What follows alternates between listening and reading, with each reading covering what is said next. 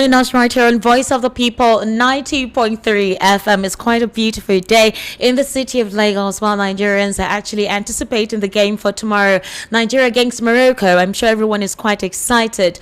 Well, it's time for the evening rush. I'm also excited because my guest today will be giving us explosive insights into Nigeria's political fabric, the very origin of the obedient movement, how Mr. Peter Obi came out of the People's Democratic Party and they were able to sell that brand, all of the mysteries, conspiracy theories in our political sector, the All Progressives Congress, the ADC, most of the prominent politicians that we know now. And then Dr. Katch is going to be giving us some insights into the ideology of these political parties, if it still exists, and the true intention of these politicians. Well, after this aftermath of the 2023 elections, that is post-2023 elections, Nigerians, some cross-section of Nigerians waited with bated breath to see how the administration of the day, being that it's the time of the South or the turn of the South, would perform. There were high expectations, specifically considering how the economy of Nigeria was during the administration of late Muhammadu Buhari, also how that administration treaded or dealt with insecurity. There were high hopes that with this administration's exposure in the political arena, with the educational capabilities of the president, his political sagacity also involved, and some of the remunerations and will I say positives or he was able to implement in Lagos, that at the national level there'll be more better enhancements in regards to all the sector of the economy. But today, some Nigerians feel that he's not doing enough. Others feel he's doing better, trying to rescue Nigeria from the doldrum that the previous administration kept it. Others feel that insecurity is now as wild as it's spreading around like wildfire, and it feels like the government of the day does not know what to do about it, up until Trump decided to focus on Nigeria, one of his foreign policies anyways. And that was when we began to see active measures being taken by security operatives to handle the situation with terrorists. But has that reduced the insecurity in the country? Now it's considered that possibly only Lagos and possibly Abuja are the only states that are quite safe in Nigeria. What does that actually spell with Nigeria's security? What does it say with what is keeping Nigeria together? I'll be speaking with Dr. Katch Onanuju. His name is Dr. Katch Kingsley Onanuju. He's a Nigerian lawyer. He's a politician from Imo State. He's been one who has been in charge of several projects, all right, across the country. The CEO of Heritage Center. Dr. Katch Onanuju is also a historian. He'll be giving us a couple of explosive insights into some of the things we think we know or what we do not even know that will be put in a better perspective. I want us to actually keep an open mind in the conversation we're going to be having this evening, because we intend to unravel some of the mysteries in the political scene and some of the issues that the administration of the day needs to contend with. One of the factors or one of the reasons Nigerians have always held on to the government of the day is the decisive measure to be not just articulate but implement policies that directly enhances the growth of the economy, enhances the people, and not something that is packaged on paper to make it seem like they're doing something and nothing is actually happening. Some people feel that the administration may be trying but maybe not good enough. However, Dr. Katch will be giving us all of those insights. Dr. Katch, good evening. Happy New Year to you. Thank you for joining us on Voice of the People 90.3 FM. Thank you very much. Yes. Happy New Year to everybody, and I greet your audience. All right. Thank you, wish Dr. them Katch. the very best. Thank you. Thank you, Dr. Katch. So, thank you. Let's start off with the very obvious. Do you think that the political parties we have right now have ideologies that are people-centered? I would not say yes. No.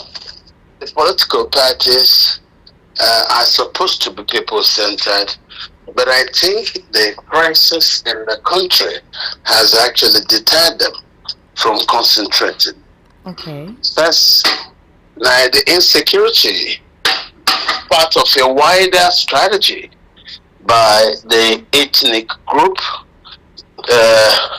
which the Americans came to intervene on our behalf. Okay. I think that has actually distracted, and if you tell me, if you ask, I would say the Fulani crisis has undermined the country in a very serious way.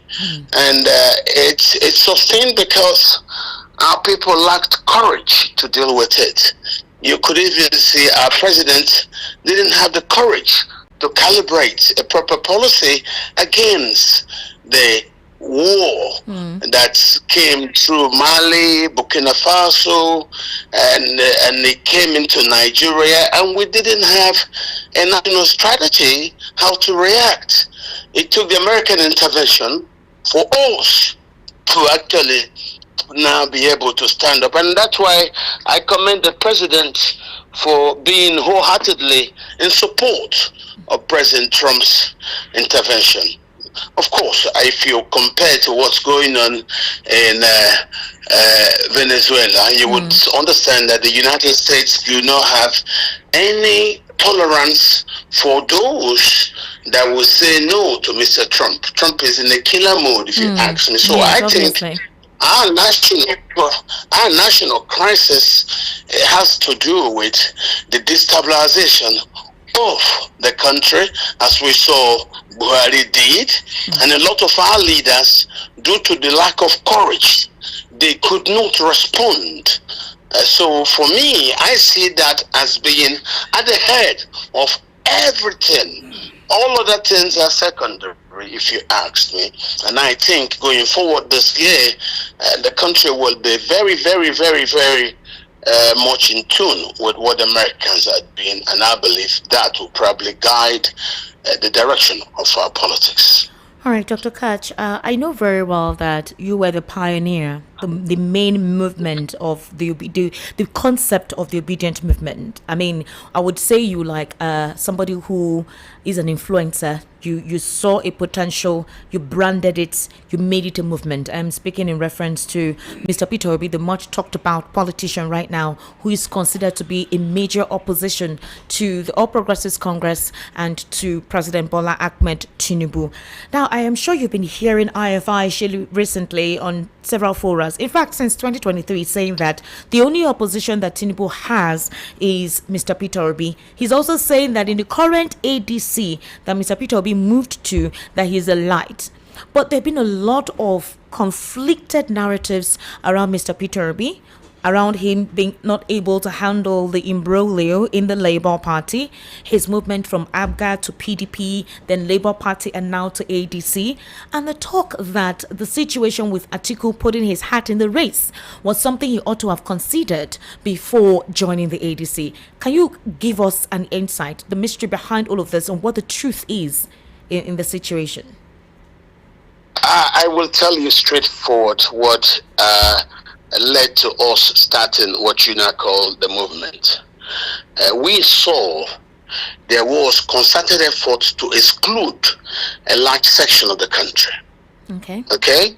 Now, when we in the PDP, I and Peter Obi, we did together the 2019 presidential campaign. We were together in the campaign team where he served as vice presidential candidate. I served as one of the spokespersons for that campaign. And I remember the issues about the party, the PDP zoning to the north, because Mr.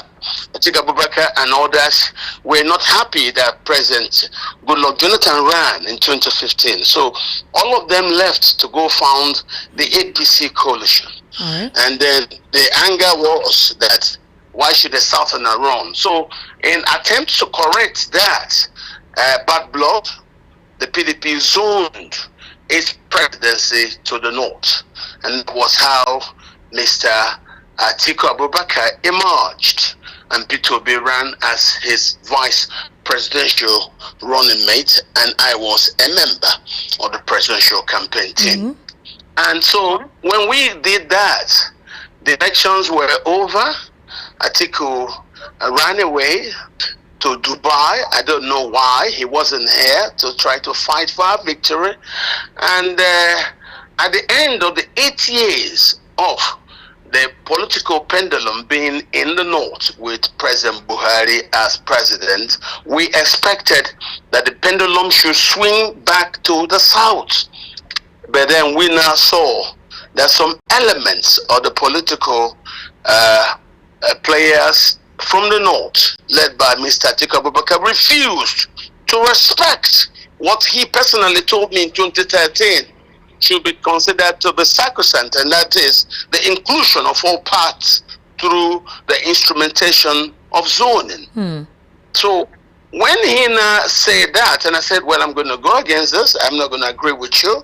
Most of people in the party were gentle about it, but I started speaking to people, and I was able to convince a friend of mine, Dr. Dunukube, late, and I said, look, Moba, me and you worked on the Bukola Saraki campaign team, and then we later worked for the Abubakar Atiku and P2B presidential campaign team.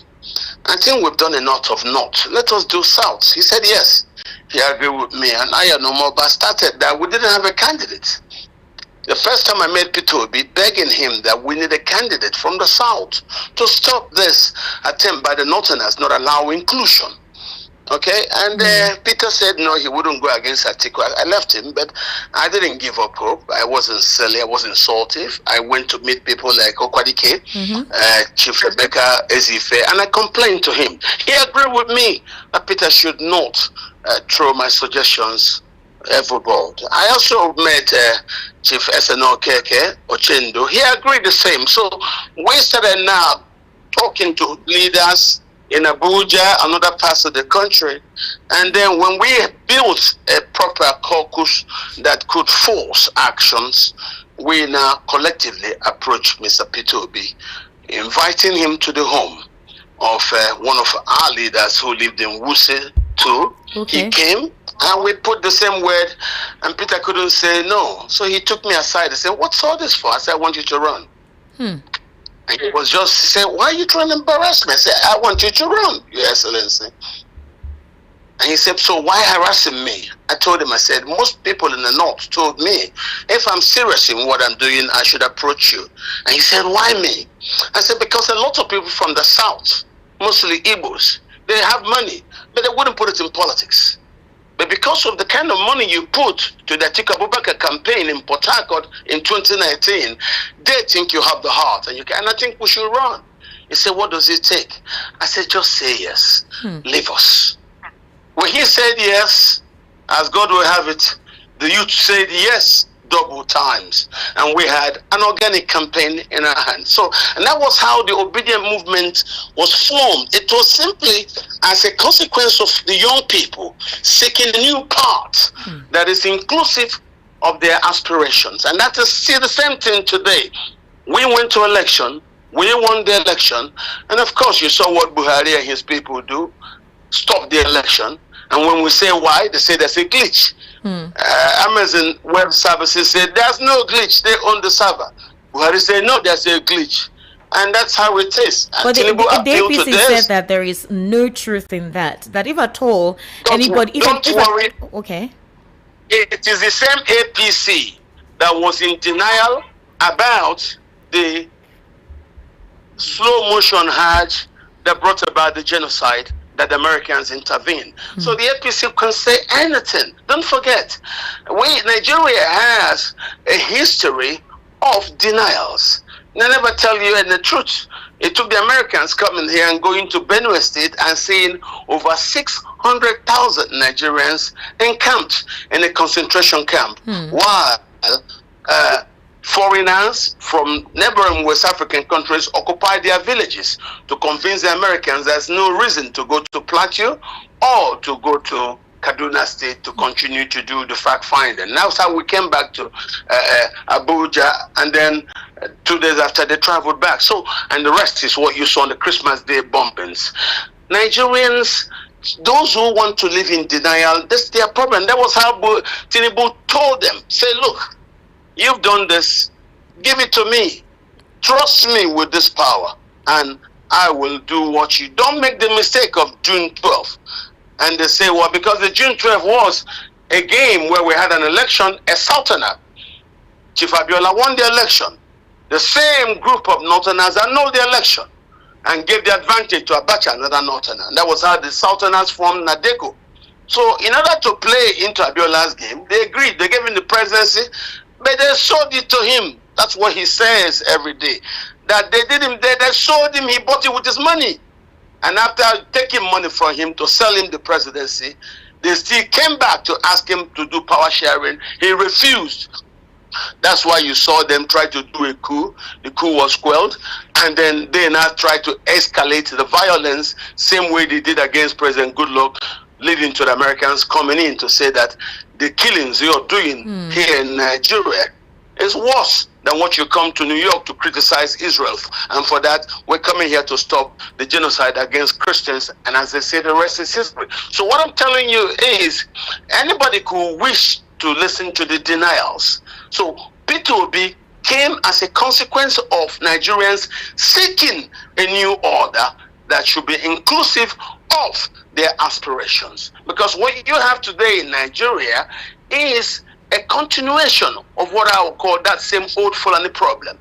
You see, not only are they giving us trouble security-wise, they are also not allowing us indigenous people, Nigerians, to participate in governance. All right. You know how Tinubu emerged. And that's why I'm saying Nigeria's problem has only just started to get understanding. And the earlier all of us sit down to understand and then act togetherly, the better for us, instead of being divided. Let's look at what is currently at play. So there is this gentleman agreement that it is a time of the South, meaning that the South still has 4 years to run or to govern this country before anybody from the North comes back in 2031. And that was obviously how you can see the decimation of the opposition parties which formed the coalition. Mr. Peter Obi and the Labour Party, you know about their quagmire, different measures through which to resolve issues, but eventually he left. Now, his vice or his running mate at the time, Dati Baba Ahmed, remains with the Labour Party, obviously may run as a presidential candidate. Dr. Katch, you can tell post-election 2023 all that has transpired, how Mr. Peter Obi has been pursued by the opposition, the All Progressives Congress. Can you tell me why he joined the ADC? Well, Peter spoke to me privately before declaring for the ADC, and he told me that the best way for this game is for him to go inside that arena and fight from inside the arena. I have my own skeptical views about the ADC, because I saw the ADC was calibrated as a response to the hinting by the PDP that it intends to zone its presidency to the South. Okay. So Atiku and others now rush to find that ADC. And of course, the crisis Atiku caused in the PDP, which Wike was overreacting to, is the reason why the PDP today is in court. And Peter told me that he doesn't see the PDP case in court being resolved anytime soon, and that I can also see the crisis in the Labour Party, that is better we go into the ADC to do the struggle from there. I told him I was not going to be part of that. Okay. So he respects that, and that's why you see both me, Patutomi, and everybody said, look, we are with Peter, but we're not going to take this ADC gamble. One, the ADC should have done what, as you said earlier, the understanding, it goes to the South. But you see, this is the same thing I tell you about the Fulani problem we have, and we need to address it properly. Okay. The British left during the time of independence, but the British did not dismantle the administrative indirect rule they set up, employing the Fulani to look after the Hausa and then report back to the British. It was called the indirect rule. So as the British left, the Fulani continue to this day to colonize the Hausa states and use that probably as an advantage to now want to extend taking over the entire country. When they couldn't do that through politics, since they don't have the numbers, they started this violence that you now call jihad. And we also think in the political space, the Fulani are not allowing the indigenous Nigerians like us to also have an honest participating game in the political process. Can you imagine, after 8 years of Buhari, who identifies as a Fulani, Atiku, who also identifies as Fulani, now 6, to also become president, and then not caring about the inclusion or the thoughts of other members of the Nigerian polity. This is the problem Nigeria has. You should only think about everybody being part and parcel. Don't forget how Tinubu became president. They didn't let him. They even finished and tried to bring somebody else from the north. We should allow the inclusion of Nigeria's diversity if the Nigerian project is expected to work at all. And that's why I say that the Fulani are putting too much strain on the Nigerian project. It's an experiment. If the Americans have come and have gotten the Fulani to stop the jihad which they're using to cause massive genocide against Christians in the South, in the political space, we also need the Fulani politicians to allow the presidency to stay in the South. Okay. Stay in the South for at least next 4 years. And that's what we're saying. But no, they insist that due to the advantages of number as created by soldiers they controlled during the days of the military rule, even leading into, you can see, state, they were awkwardly created. I still posit to you today that the more people live in southern Nigeria than live in the north. We in the south contribute the most to this enterprise called Nigeria. Yet, because of the success of the Fulanis over the Hausas, they now think they can extend it to the rest of the country. And that's why you're seeing the rest of the country are up in arms against their machinations. So I am also appealing to Atiku and other Fulani politicians to allow the Southerners to have their full 8 years. This is our issue. Most people wouldn't understand this. And I'm saying it again, as the Americans have seen and have listed in their legislations, Nigeria does have a Fulani problem. And not just a security issue which they have tried to use to swamp and appropriate the country for themselves. The politics, they also don't allow us. How can 2% of the population hold 98% to the jugular? When we don't agree, they will invite foreigners to come and take over our land, change the name of the villages as it is in 64 communities in Plateau State, killing people in the Benue Basin, killing people in Taraba, in southern Kaduna. Mercilessly, Nigeria actually. does have a Fulani problem. Dr. Katch, it's quite unfortunate. It's very, very unfortunate, Dr. Katch. I would like you to actually explain something further. Now, in the ADC, when Peter Obi joined, he said that he cannot join something that he had been part of from the inception, meaning when the coalition was talking and planning from inception, he was part of it. But there are some obedience and some articulated who have not been able to come together. I spoke with Barrister Fred Nzako, and he said those people are merchants from the APC. They are not genuine obedience and they are not genuine articulated. That the APC is just trying to cause confusion where there is supposed to be none. Now, for Atiku Abubakar leaving the People's Democratic Party, joining the ADC, considering that it's the time of the South, and the ADC insists that it is not in the Constitution. The whole zoning formula thing or the whole gentleman agreement is not in the Constitution. That President Bola Ahmed Tinubu did that for his own personal aggrandizement because he wanted to be president. And that was why he was able to formulate that Nigerians were not carried along in that. While others say because the Fulani or the North has the number, that it is strategically and politically right for an Atiku to be fielded as a president and Peter Obi as vice if they indeed intend to topple the All Progressives Congress. That is the only way, and that if it is a Peter Obi that is giving the presidential ticket, true. that's what they're saying. All right, so give us more highlights into that concept. But our own intention is we insist on the parity. We insist on the inclusion of Nigerians from the South in the governance of Nigeria. So we are not just there to say you want to remove a Southerner and put a Northerner. No, that's nonsense. Of course I know.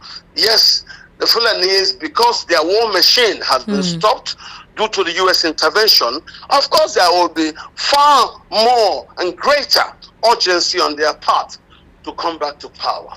But we don't need to lose view of that. The reasons why a lot of us... Hello, Dr. Katch. Hello? All right, I think Dr. Katch has gotten a phone call, possibly because I'm actually speaking with him on WhatsApp. The essence is we actually want to know the sincerity of purpose. Dr. Katch, are you with us now? Having been in the north for 8 years, needs now to come to the south. That's what we said. We're not just to remove whoever. How? Look at Buhari, we put him there. What did we get? A jihad. So now, what is Atiku for? A man known for corruption. What does he bring? Nigerian young people seek a better country. And the person we think that has that momentum that can bring what they want is Peter Obi. But we're not going to remove the incumbent from the south simply because we want to put a northerner. What kind of story is that? What kind of story is that? So leave that issue. So what we are saying is still same thing. You hear from me, you hear from Aisha, you hear from Patu Tomi, you hear from all of us who worked with Peter in 2023. We are with Peter.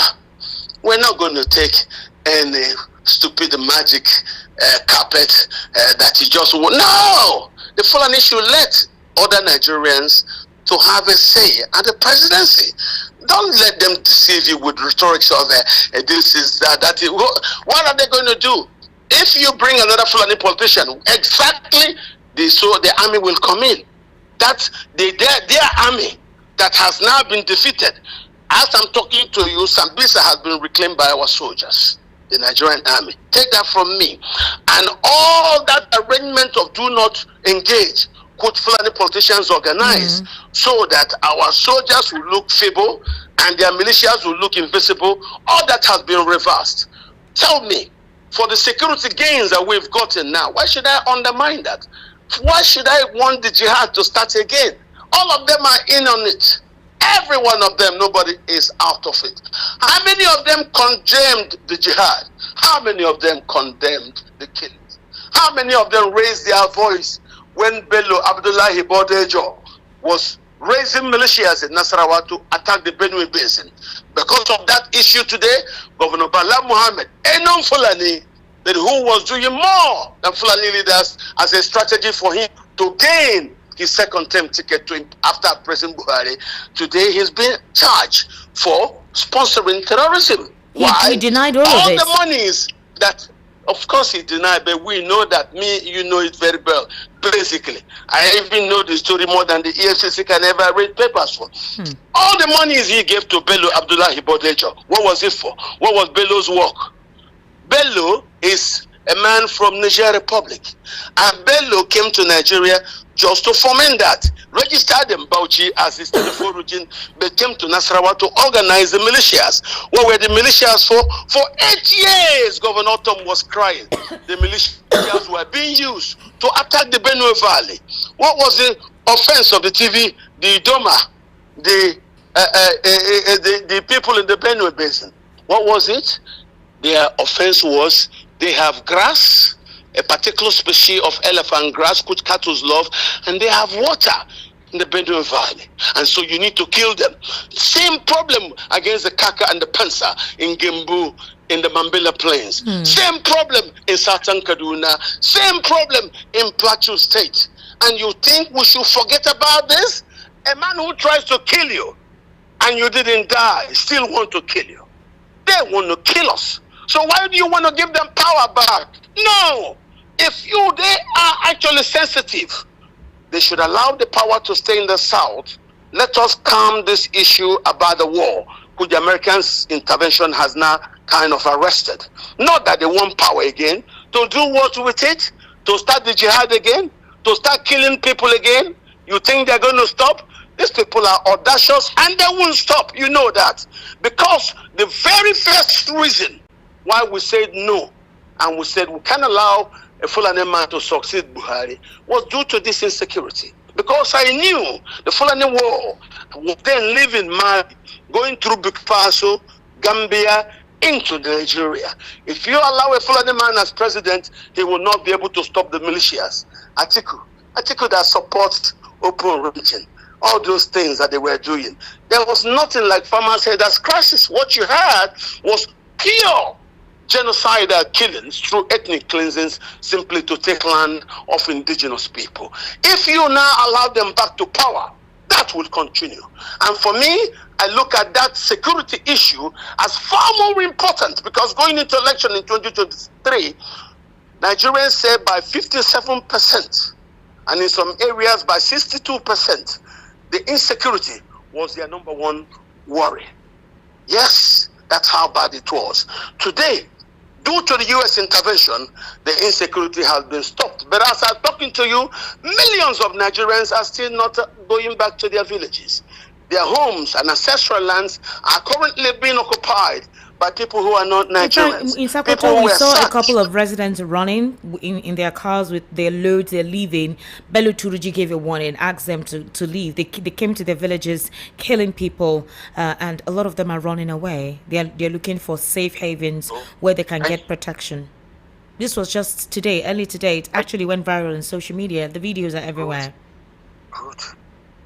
So, if these Fulanis can do this with the connivance of Fulani politicians, what do you think is going to happen to us? It's not resolved, and you want to give another Fulani man power? How?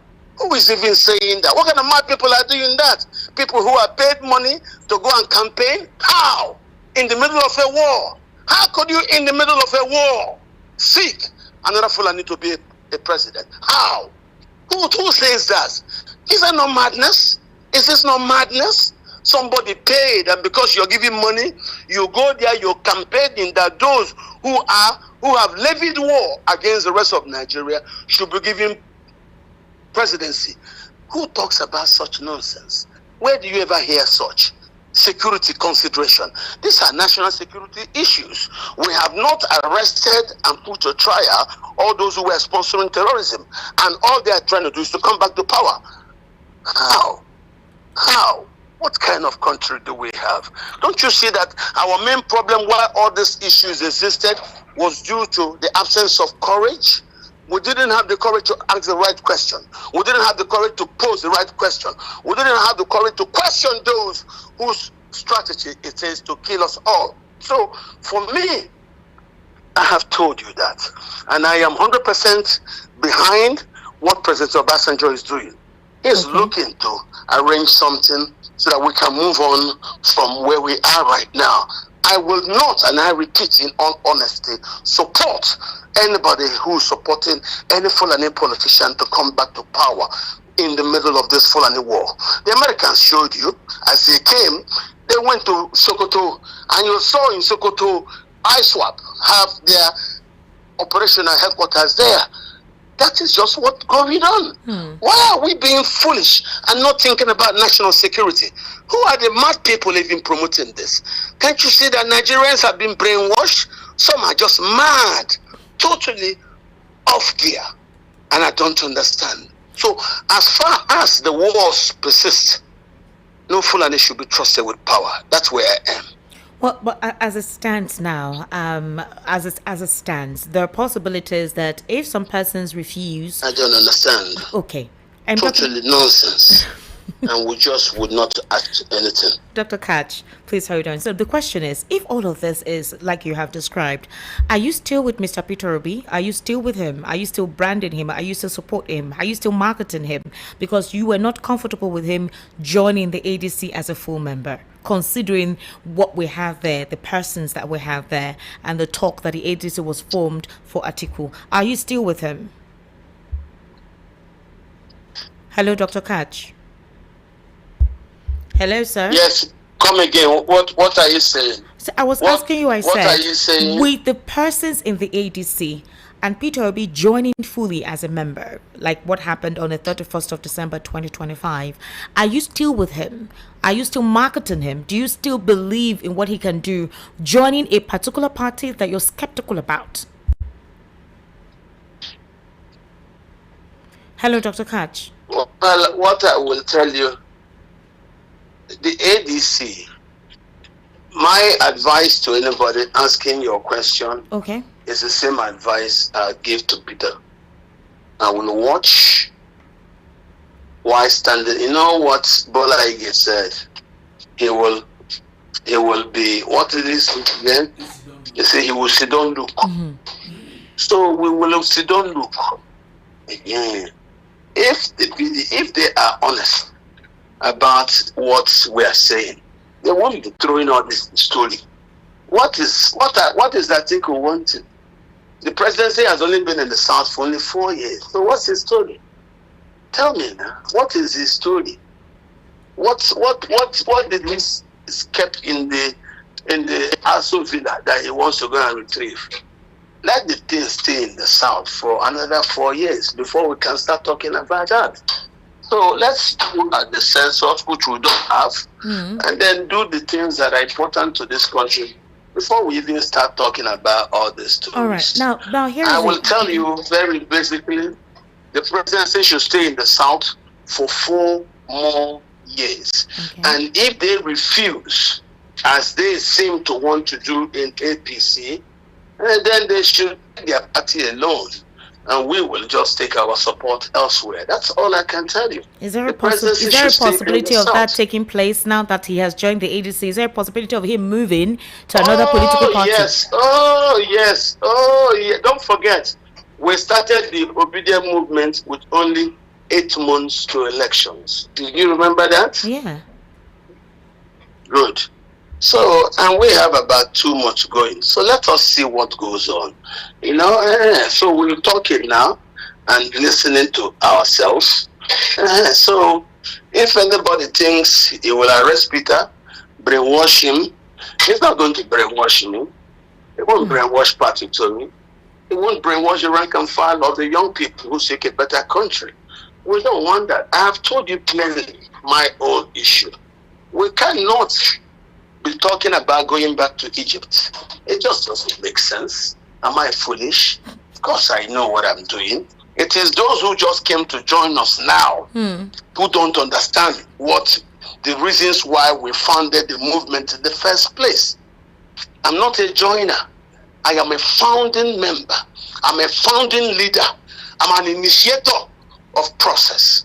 And I'm telling those who don't understand why I initiated this, that the reason I got angry was I thought there was a scheme by some persons in the North not to allow for the inclusion of persons from the South in the governance of Nigeria. Very simple. I don't hide it. I'm not pretending about it. And that's why we said, even when Abiola won, you notice, it was annulled by these same people. And even when Tinubu was allowed to rule, despite the acrobatics, only 2 years, what did they do? They brought back the violence against Goodluck and escalated it. Doesn't that tell you something? Do you think it's the same thing that? Do you think that's the same thing that is going on? Do you think it's the same thing, Dr. Katch? Most of us are disturbed. Do you think it's the same thing that is going on with Tinubu's government? Do you think it's the same thing? I don't really think this is just bigger than some people think. Okay? The presidency is now in the South for only 4 years. I don't see anything wrong with it being in the South for another 4 years. All right. So if those in the North say, no, they won't agree, then they probably have to go do something alone. I have choice. I can do something. Same thing you're saying. Patu Tomi telling you, we have choice. Aisha Yusuf telling you, we have choice. A lot of us have choices. So if you think hypnotizing Peter, of course he's human, will now get us to follow you, you're just joking. It's not going to work in 100 years. Forget that. I know what to say, and now that thing will fall apart. Take that from me. Yes. So, Dr. Katch, do you believe that Peter Obi was supposedly told something else before he joined that made him join? Because you keep referring to if they think they can brainwash him and all of that. I mean, doesn't he have a mind of his own for him to have gotten convinced to join them and possibly see where that takes him? It does, but it's a human being. Human beings can be lied to. Oh, no worry, just come in. Once you come in, then we'll start the process of zoning. Don't worry, we'll do the best. I told him at the beginning, I said, these people are masters of takia. Deception, deceit. They will tell you anything, but you believe them at your own pace and at your own risk. And don't get carried away by stuff. I know these people. I grew in the north. I speak the languages. I reason like they do. And I know what's going on right now in the middle of this American intervention. Yes. So I don't using Peter to now go restart a war that we seem to have a grip on. It's a very intelligent thing to do. No, I don't think so. I don't think using Peter to get another Fulani man back in power is an intelligent thing to do. I don't think so. It's not going to happen. If they are intelligent, let them allow the president to stay in the South for 4 more years. Peter is good to go. That's what I think. And that's what I think will happen. All right, Dr. Katch, but here is the thing. You made an assertion right now that if things don't work out in a certain way, considering it's the time of the South, there's a possibility that, you can go somewhere else. All right, there are options. Now, if that happens, there are fears that what happened in 2023, where the votes were split, will repeat itself in 2027. And that if the ultimate game is to unseat Tinubu, as a couple of persons are saying, he polarized the nation, a couple of groups are not being properly represented, you cannot express yourself, you will be arrested, you'll be clamped down, and a couple of issues being raised. Don't you think that what happened in 2023 will repeat itself in 2027? Again, we're looking at the calculations and the strategic machinations behind all of this. You are raising fears to frighten me to embrace. No, sir, I'm not. We're making reference to the conversations that have been had. You're not going to. Nobody forget those nonsense talk, please. Okay. Those are just crappy talk that don't make sense. Nobody can preach to me for me to go and embrace a transformer, life transformer. No way. All right. No matter how bad Tinubu is, let me tell you something. When Tinubu came into power, Tinubu stopped all federal funding for the unknown government sting operation. What was that? A covert operation started by President Buhari and his gang, funding terrorism because he wanted to revenge, according to him, Ejirika's harshness against the Boko Haram. And that's how he set upon the East. As I'm talking to you today, we've seen the names of terrorism sponsors. All of them are those who work with Buhari. Don't you see that? They were using this money. They raised up to 37 different Biafra Nana organizations. All of them were raking Biafra. Hello? Dr. Katch, are you with us? Hello? Okay. All of them are gone. All of them are gone. They were all being funded by the Buhari administration. The entire violence you see orchestrated across the country were funded by these people. Your question is, why would they suddenly visit violence on Nigeria? As I'm speaking to you, they have not yet been apprehended. So why are we now going to suddenly behave like we don't understand what's going on and then bring them back to power? Why would we do that?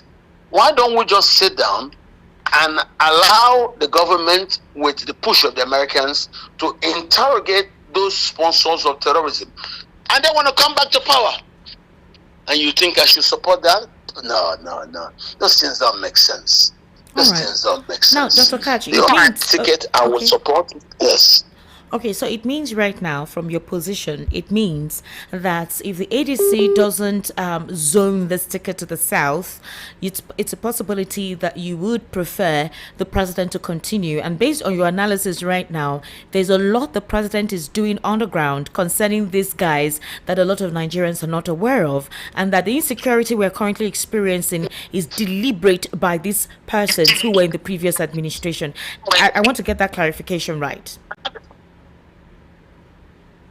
Yes, all the people who have been listed as patrons, financiers of terrorism are people who work with Buhari. And they are the same people who have now gone to Atiku and want to come back under an Atiku presidency. I will not allow such nonsense to materialize. We will want people who will be able to pursue an interrogation of their roles when they financed and sponsored terrorism. We've not stopped. Why bring them back? What for? Why? Why I state? The names are there. We got up to 400 names from Qatar, Saudi Arabia, and the United Arab Emirates. Why should we now suddenly behave like we don't understand? The main reason I said I won't agree to a Fulani succeeding Buhari was the violence. The reason why I cast aspersions on Church Pastor Adeboye was Adeboye knew about the killings of Christians, yet he kept supporting Buhari. That is the truth. His churches are spread everywhere. He gets intelligence. What did he do? He kept supporting Buhari. So I had followed these things for close to 12 years. The records are there. The records are there.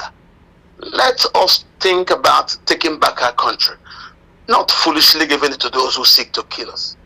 I'm not a fool. I know what's going on, and I'm deep into this business. Who among them raised their voice to criticize the killings in Plateau, the killings in Kaduna, Southern Kaduna, the killings in Benue Valley, the killings in the Gembu Plains in Adamawa? They did not do this. Even as Hausas were being killed in places like Basari, Sapana, Dutsima, Musa, Kankara, Maru, Anka, Dangobe, Densadau, Hausas were being killed like flies because they are seen as expendable people. Even in Gober, the Gober were being killed. Hausas are seen as expendable Muslims. They see them as a collateral damage. So a lot has gone wrong in this country, and I have raised my voice. Those who didn't say anything, I hold something against them, and that's what I see. So let us first save the country, and then know what to do. Not bringing back the terrorists and their brothers and their patronizers and sponsors into power. That's wrong. That's wrong. All right. Now, Dr. Katch, let's examine the administration of President Bola Ahmed Tinubu. If, based on what you have said, and it feels like if there will be no other alternative that is strong enough, would you say he should continue, that he's attacking these individuals? Would you say he should continue the rest of the 4 years that completes the southern reign? Would I say who should continue? President Bola Ahmed Tinubu then, based on what you have been able to describe. If, as it seems right now, that the alternative is not admitted, basically, possibly an article emerges, would you say that Tinubu should then continue? Like you said, is a turn of the South, and you complimented some of the efforts that he has actually commenced in tackling insecurity, specifically cutting off the funding. Oh, yes. Instead of allowing another Fulani become president, Tinubu should probably rule for 100 years. That's how I feel. Instead of allowing another Fulani in the middle of this war that American intervention seems to have arrested, instead of allowing another Fulani to take power, Tinubu can rule for 2,000 years. Dr. Katch. But of course, is there anything wrong with me being honest to you? Okay. But a couple of persons may not agree with you, especially for the reason why they feel that the president should not continue. So those are the people who don't understand the fundamental existential problems with the country. Can't you see that Tinubu is amenable? The Americans scream he's afraid, he buckles. He said yes. Even he likes it because Trump's intervention plays to his advantage. Of course, he can't talk crap to Trump, but they just show him the Maduro way. So he has to cool himself. But if you want more advantage for the country, put P2B on the ticket, and then it will be easy to get to where we're going to. But some persons will say, Dr. Katch, that it's not all Fulanis are like what you described. There are some elements Hello, Dr. Who Katch. amongst them criticized the genocide openly? Who amongst them spoke against the jihad? This is the trick. If nobody amongst them spoke openly against the jihad, then who do you think he is? No Fulani who is fit to come and run for president did not know about the killings. What did they do? What did they do about the jihad? Tell me. Tell me. Atiku only came back from Dubai just to run for president. Where was he? He ran away to Dubai. Is that the kind of person you want to give power to? And then he will come, and then you use dollarized primaries and get a ticket. Is that who you want to? We have the real McCoy, Peter Obi. Give him the tickets, and let's see how this team plays. You don't want to give him? Forget the story, I beg it. It just tells you that the opposition are not ready to get to power. That is my honest, candid position. All right, Dr. Katch, let's go back in time. Let's go back in history. Let's look at the administration of former and late President Umaru Musa Yar'Adua. That's another person that you can actually call a Fulani. A couple of persons believe that his administration had a strong tenacity to redirect the position of Nigeria. He was a true Democrat. He was truthful. In fact, he was one who did not tolerate a lot of nuances that we're currently experiencing in politics. Now, if you make reference to that kind of leadership, what if Yar'Adua was alive? Do you think would have been seen a different talisman in our political landscape?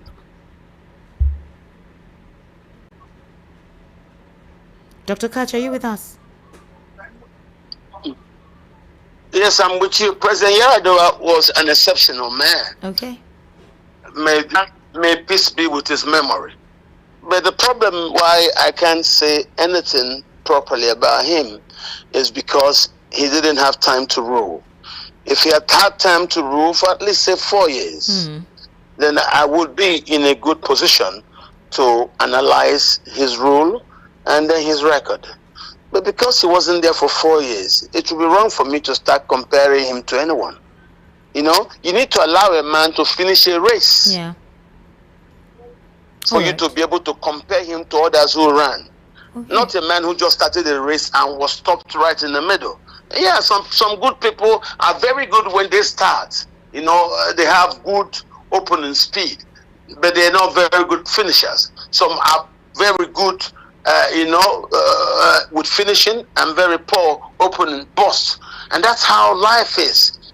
I pray President Yar'Adua was around. You remember, it was President Yar'Adua during his tenure that he told the police commissioner Chris Dega, who had just been posted from Delta to Borno, to mercilessly deal with that Boko Haram nonsense. And that was Yusuf. how the Boko Haram leader was killed. Yeah, that's Yusuf. But I remember. A couple of persons have forgotten. That was Mohammed Yusuf. I remember that. Yeah. A couple of persons think it was during Obasanjo's I'm tenure. stating it now because I don't forget history. I don't forget history. You know, they started this crisis, the Fulani started it through Sharia. They were reacting to the democracy after Obasanjo had become president. The Sharia that they started in Zamfara, Obasanjo thought that would just go away. But it didn't go away. It now became the platform upon which people now mounted to start preaching hate and seeking a different kind of society, and then undermining the laws which we politely took from the soldiers, which they gave us as Decree 24, the manual. Until today, we're still not moving forward. So what I'm saying is Nigeria does have a Fulani problem. The Americans have come here to try to arrest the security problem caused by the Fulani politicians. And we now need to, on our own, as indigenous people, deal with the political issue. They don't seem to want the inclusion of Nigerians from other parts of the country. They want to hold on to the advantages organized by the fraudulent military machinations through the days of dictatorship to want to hold us down. Let's have a proper census. Let's have free and fair elections. And you'll see all this nonsense will go away. And there'll be no need for them to be doing all those dirty things like ethnic cleansings that will now require the Sultan to be going into hiding when the Americans come to start bombing Sokoto. Let's us have a Nigerian that's inclusive for everybody. Let us have a Nigerian where everybody can feel equal, where the Hausa man can feel included in the scheme of things, where the TV will not be afraid that he'll be killed the way the Birom had been killed the week before by Fulani militia men. They shouldn't have such a country. We should have a country where people in southern Kaduna will not be afraid that they be killed by Fulani militias. As those. Okay. In the whole of all this, El-Rufai, who joined the ADC because of his squabble with the president, has been mute, especially since the whole situation with Trump. He rather tried to pinpoint the situation with the IPOB members and say that they are the real terrorists that you can imagine, he and Sheikh Gumi.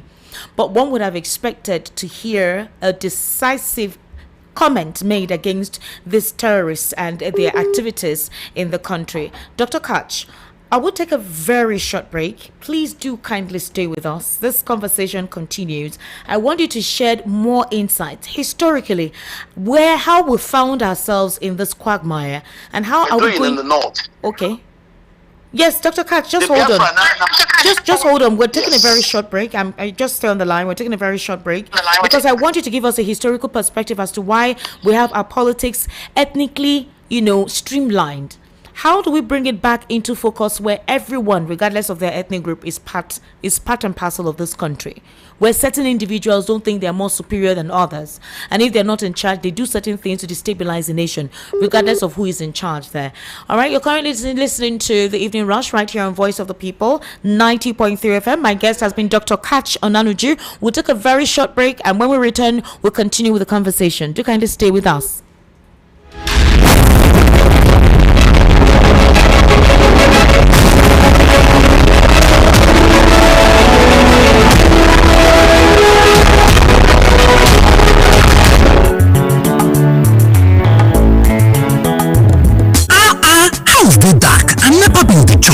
Worry you as it dey affect your business. So much on don come. Imagine say you wake up for morning, light no shake, fridge don block, business no get wahala, everything dey okay. No be dream o. With Yohaku, na you dey control your light. Yohaku dey sell gas cooker, freezer, fridge, and dem go furnish you with modern kitchen o. Whether na inverter, batteries, panels, smart street lights, be na solar AC system wey you wan use for house, business, abi for industrial work, Yohaku stand chim to help you.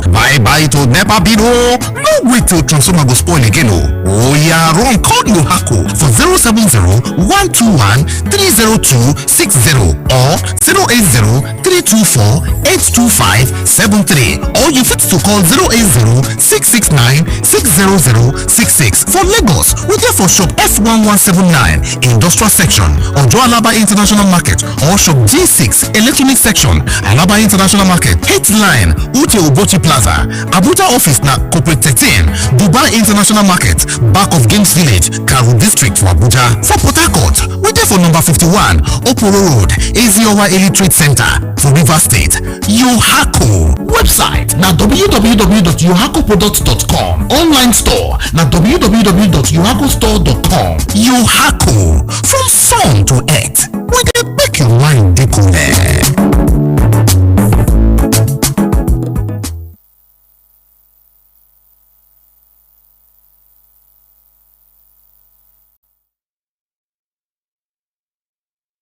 Welcome back. I was just speaking with Dr. Katch, and I wanted to ask him this question as to why, for example, Dr. Katch has given us an insight into the whole Fulani agenda to continue to polarize and this born to rule forever syndrome. But there are some Nigerians who complain that the same method was absorbed by this current administration, where they use ethnic sentiment and bias to polarize the nation, and that the Southeasterners bear the brunt. So the current businesses being shut down, buildings being demolished, properties being raised, and all of that, and the talk of, go back to your region. They're saying that was a system that was applied to stop a Southeasterner from participating in the elections. Dr. Katch, can you shed more insight into this? Is this just a rhetoric? Is it this? Yes. Is this outside the scope of Tinubu? Well, Tinubu is a Yoruba Muslim. After the Civil War, the Fulanis executed the same strategy in old Eastern Nigeria by getting the zone to seize Igbo properties in Port Harcourt. If you remember, Port Harcourt was the only place where you saw that abandoned property charade occur. And that divided the people of the East. So, under Buhari's rule, that same strategy was done. Yorubas were told, attack Igbos, attack Igbos if you really want this power.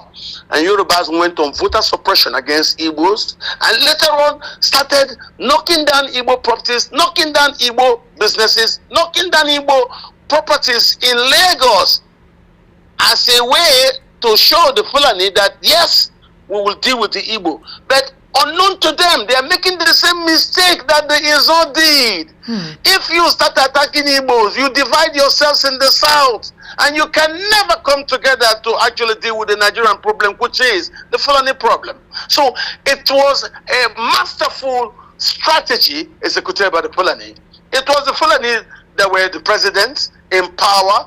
They looked the other way, and that voter suppression occurred in Lagos.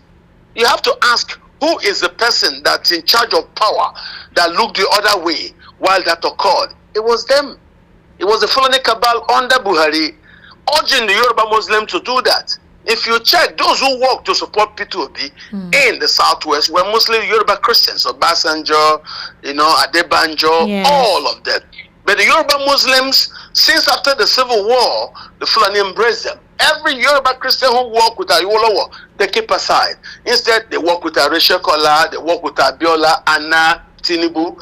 This is reasons why, you see, that Yoruba group, Murik, that is also the way the Fulanis prime up all this Yoruba, even wanting now to start doing Sharia in Yoruba land. Who do they want to use? Yoruba Muslims. Wanting to come and tell you this and that. This is the problem the Fulanis have been doing. And that's why I'm telling Nigerians, the Yorubas, don't fall for this trick. It is the same thing they did with the Izo to divide the East using the abandoned property. Stop destroying Igbo properties. The Fulanis are urging you to do this. You will only create divisions for yourself and other people in the south. You will not gain against the Igbo trying to undermine their properties. It's not going to work, because no matter what you do, you can only destroy just a few. Igbo's advantage in Lagos cannot be wiped away. It's a historical issue that mimics what happened in New York. There was a time in New York, the Indians were everywhere. There was a time in New York, it was the Dutch. And after that, it was the English. And after that, the Italians started coming into New York. So this is the way it's been. Lagos is a cosmopolitan Nigerian city. It's lived by everyone. I have Sharos who are friends of mine, and I know the stories of the Saros. And we've lived with them. We've come to Lagos. What about the advantage the Igbos have in Abuja? Why didn't the Fulanis tell the Bagi to start attacking the Igbo? No, they didn't do that. But they worked to get the Yoruba to start attacking Igbo, to further divide the Southerners so that they will never be able to agree to come against the real Nigerian problem, which is the Fulani problem that Nigeria has. But you would hear, okay, when it comes to the political calculation, this set of persons would rather align with the North to retain power than align with the Southeast. Because if you're saying that the South is more polarized, more divided than the North, and you're saying now that it is the Fulanis that are still the ones doing this, a couple of persons may not agree with you, Dr. Katch. I mean, if you look at the post-election 2023, deliberate targets, mudslinging, hatred, it became so worrisome that we had not experienced something like this in the country for quite a while, and it almost felt like it was a crime for other candidates that are outside the Southwest or the North to participate in the election. Dr. Katch, are you with me? Dr. Katch, are you with us? Hello, Dr. Katch. All right, I think Dr. Katch got a call that interrupted him. So I would like to continue my conversation with Dr. Katch. Please, no call should come in now. I beg, anybody calling me, don't call me. I'm having a serious interview with Dr. Katch, please. So no calls should come into my line right about now. We are having a very interesting convo. So please, no calls. I'm on air. All right. Now, the reason why I'm asking this question is it's imperative for us to have that direction in the conversation this evening. One of the things that brought to the focus this conversation is the fact that there have been talks that the South is always divided, and that it is because of that division they've not understood the political antics of remaining united. But something shifted after the 2023 elections, and it was like the entire South was meant to show support to the president. Nobody was meant to dispute him coming on board. So if you make a reference to the fact that it was an agenda by these same Fulanis, these persons are not of the Fulani ethnicity, Dr. Katch. Can you hear me? Hello, Dr. Katch, can you hear me? Hello, sir. Ordered them to do it. Okay. It's the same issue as at the end of the Civil War. Who was in power that pushed the zone to start seizing Igbo properties in Port Harcourt? Who was in power during the 2023 election to get them, the Yorubas, to start that voter suppression against Igbos? Who did this? You need to understand, where did this start? Start from the genesis. No, anybody can be used to do anything, but who was in power and that told them, go and do it? Security services will not do anything. Go on, but you know it's against the law for security services to stay there and see people doing voter suppression against Nigerians and do nothing. So who was it that was in power that did nothing while the voter suppression went on? Have you asked yourself this? Have you asked yourself this? It has to be the policeman to look the other way for the robbers to come and rob in broad daylight. That's what happened. It's just like also the issue about the jihad. Who was it that was in power that told the army not to do anything, to stay hands? And then we were told it's a policy of do not engage.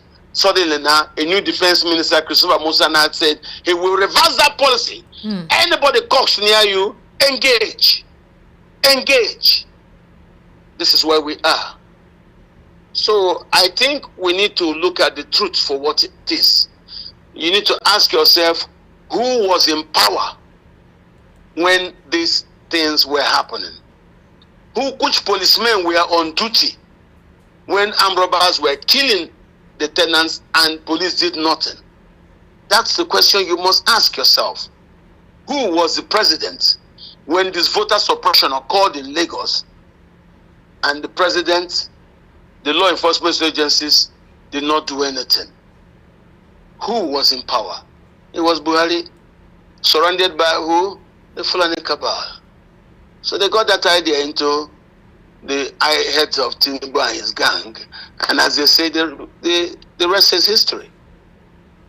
The rest is history. So I always look at issues from how did this start? Okay. Who started it? It's like the ethnic cleansings we have in Benue, Plateau, Kaduna.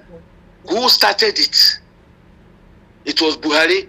Yeah, I blame Tinubu for doing nothing because he cannot say he doesn't get every morning security briefing. I blame him. He came to power and the things continued. He did nothing. That's why the Americans held him for being complicit. That's why I also hold Tinubu for being complicit. What if he was afraid?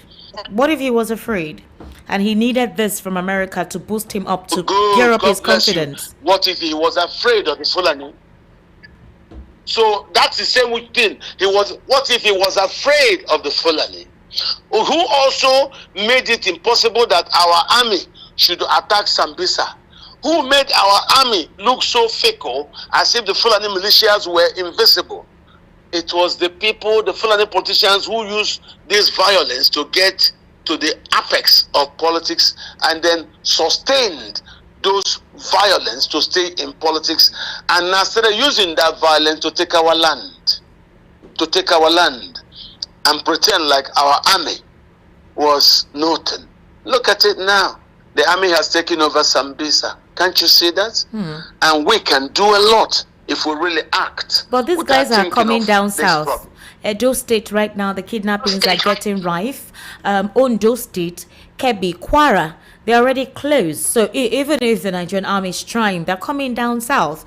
What decisive measure can be done? Is it still politically induced? Because right now it feels down south. Okay. Since we are us, Tinubu will be blamed if Tinubu does not hurry up to allow the local people to be armed. If not nothing, semi-automatic weapons like the pump action thing should be given to the forest guards? Why is Tinubu wasting time in launching the forest guards? Why does he want people to think he's complicit in all these Fulani killings? Let him go on and allow the indigenous people from Delta to Edo to also be armed. I also like the new policy of the police of now posting police officers to their states of origin. A lot is happening in the country, but I think some of them will take time to happen. Yes, I condemn Tinubu's slowness. I pray that he wakes up and does what a president should do, not being reminded of what to do. All right, Dr. Katch, economically speaking, are we on the right trajectory with the president's economic policies? No. The economic policies, I'm very angry about messing up the tax policy issue. I don't like it that the National Assembly passed a different set of legislation, and what was gazetted was a totally different thing. That I blame the government. So wherever it is, the buck stops at the president's table, and the president should take responsibility that his administration bungled the tax introduction, whatever it is that he wants to say. Economically, the people are still crying. The only good news we have is internal competition in regards to Dangote and other petroleum marketers. So that for me is good. But we're not yet there, because you're not thinking about Dangote, the local producer, fighting against Nigerians who are insisting on importing petrol. I would love Dangote to be competing against other local manufacturers, not competing with those who are insisting in importing and then blending in Malta or wherever it is. So we're not there yet. We're not there yet. And of course, a lot of the poor people are suffering. And I condemn this. And that's why no matter what anybody tells me, yes, we have stabilized in being hungry, and we've accepted this new state of suffering, but nobody should say that this state of harshness is proper. No, it's not proper. Show me something about where the economy will be tomorrow that makes sense. All right. By showing me how good the trickle down has started to trickle down to today. All right, Dr. Katch, but you know that the whole emergence of Buhari was fostered by President Bola Ahmed Tinubu. Again, if we're talking about the whole Fulanization agenda, what happened and all what not. So our president now calculated politically to ensure that they win the 2015 elections. He worked against Jonathan, as you well know very well. He did not support Jonathan at all. In fact, the administration of Jonathan went through a lot. Some persons who say Tinubu's administration is enjoying. No protests, nobody disturbs him. Anybody who tries to disturb, they clamp them down. It was not the same thing during Jonathan's era.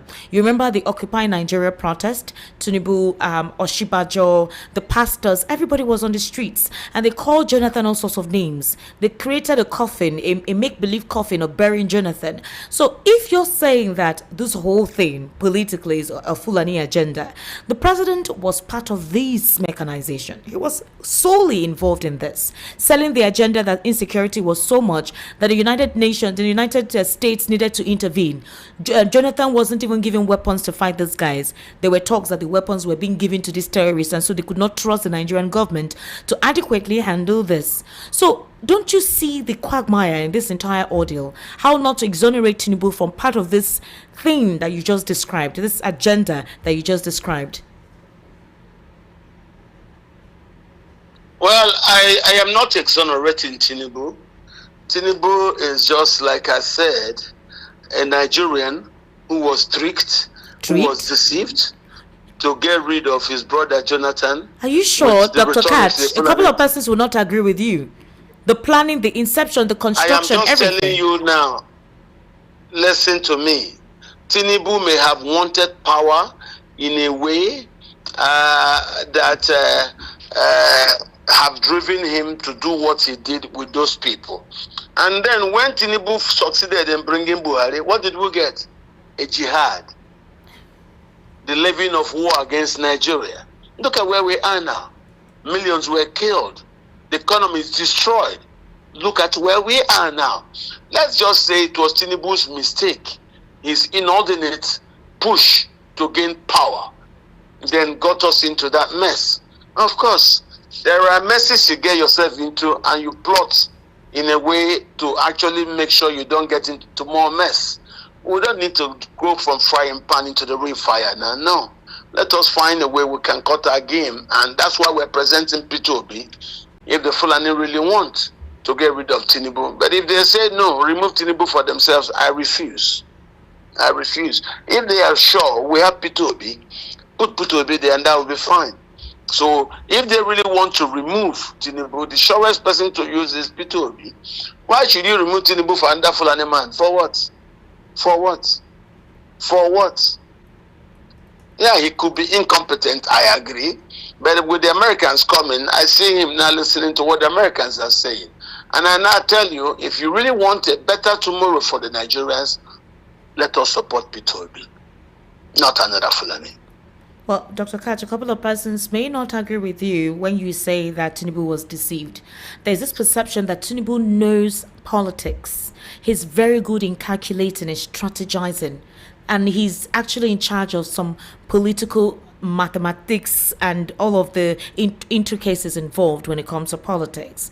So if you say some persons played a few tricks on him for fighting and not supporting a southern candidate, where did the gentleman agreement come from? Where it was, Buhari, you do 2 years and make sure that after your 2 terms, or rather after your 2 terms, I must be the one in charge. Where did that come from? A couple of persons consider it to be quite selfish and not necessarily. Come again? I said that if you say that a few tricks were played on Tinubu to accept having to depose or work against somebody from the south, I'm referring to Jonathan and all the antics that was played at the time where his government was destabilized and ungovernable, you see that the same method cannot be replicated now because any form of protest is disabused. Nobody allows it. You saw what happened in Edo State. You saw the end by governor's protest. Breaking. I don't know why the line is. I can hear you very well, sir. Can you hear me now? I can hear you. I can hear you. I think someone is trying to get across to you. I can hear you very well. Can you hear me now? Yes, I can hear you. The line is terrible. Can you hear me, Dr. Katch? I can hear you. Can you hear me now? All right, let me try to contact. Dr. Katch, can you hear me? I can hear you very well. Can you hear me? All right, let me try to call Dr. Katch again. He says he cannot hear me, so I think it's the network or a call is coming for him. Some of the arguments that Dr. Katch is posing, I want to get clarity in them. If Dr. Katch believes that the president was deceived or was tricked by some certain elements to work or depose a southern candidate at the time, and considering the history of the president to be politically accurate when it comes to strategic thinking, strategic mapping politically and all whatnot. When it comes to consulting, they meet the president to consult and he gives them ideas which actually works.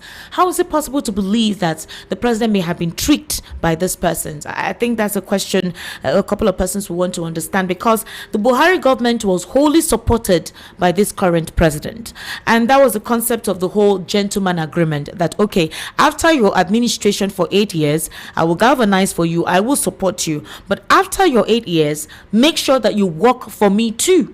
So we're not going to have a divided vote. And that's what we say. Although we know Buhari did not totally support Tinubu in 2023, we saw all that transpired. The whole Naira redesign policy and all whatnot, that was a strategy. But the question is, how can you say that it was a deliberate, it was certain antics that were done, that the president was tricked not to have supposedly allowed a peaceful administration for Jonathan?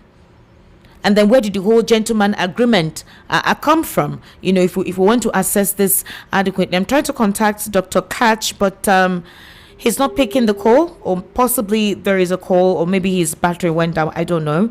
But while we try to get him back, let me introduce Mr. Lawal Ekundaya. Mr. Lawal, can you hear me? Good evening. Welcome. How are you? Yeah, fine. Thank you. All right. Okay, I think I've gotten Dr. Katch now. Thank you very much, Mr. Lawal. Dr. Katch, what happened now? I don't know. It's the network. Of course, when they hear me talking, bad people would like to winch me. But this is better. Go on. All right, Dr. Katch. I was trying to bring you back in line as to The same Tinubu you think was strict strategically worked for Buhari to come on board. And then the whole gentleman agreement came for his purpose of, having to become a president of this nation. How can you say the president was strict, considering how a lot of persons revere Tinubu politically? Does he seem like someone that can be tricked? I want you to get something straight. Okay. I'm not a Tinubu supporter.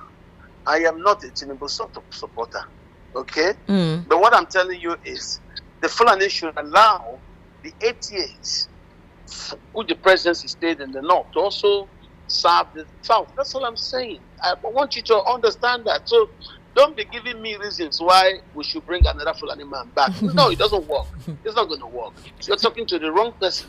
So all I'm saying is the presidential pendulum was in the north for 8 years. I want you to be in the south. And I've told you my preferred candidate for this is Peter Obi.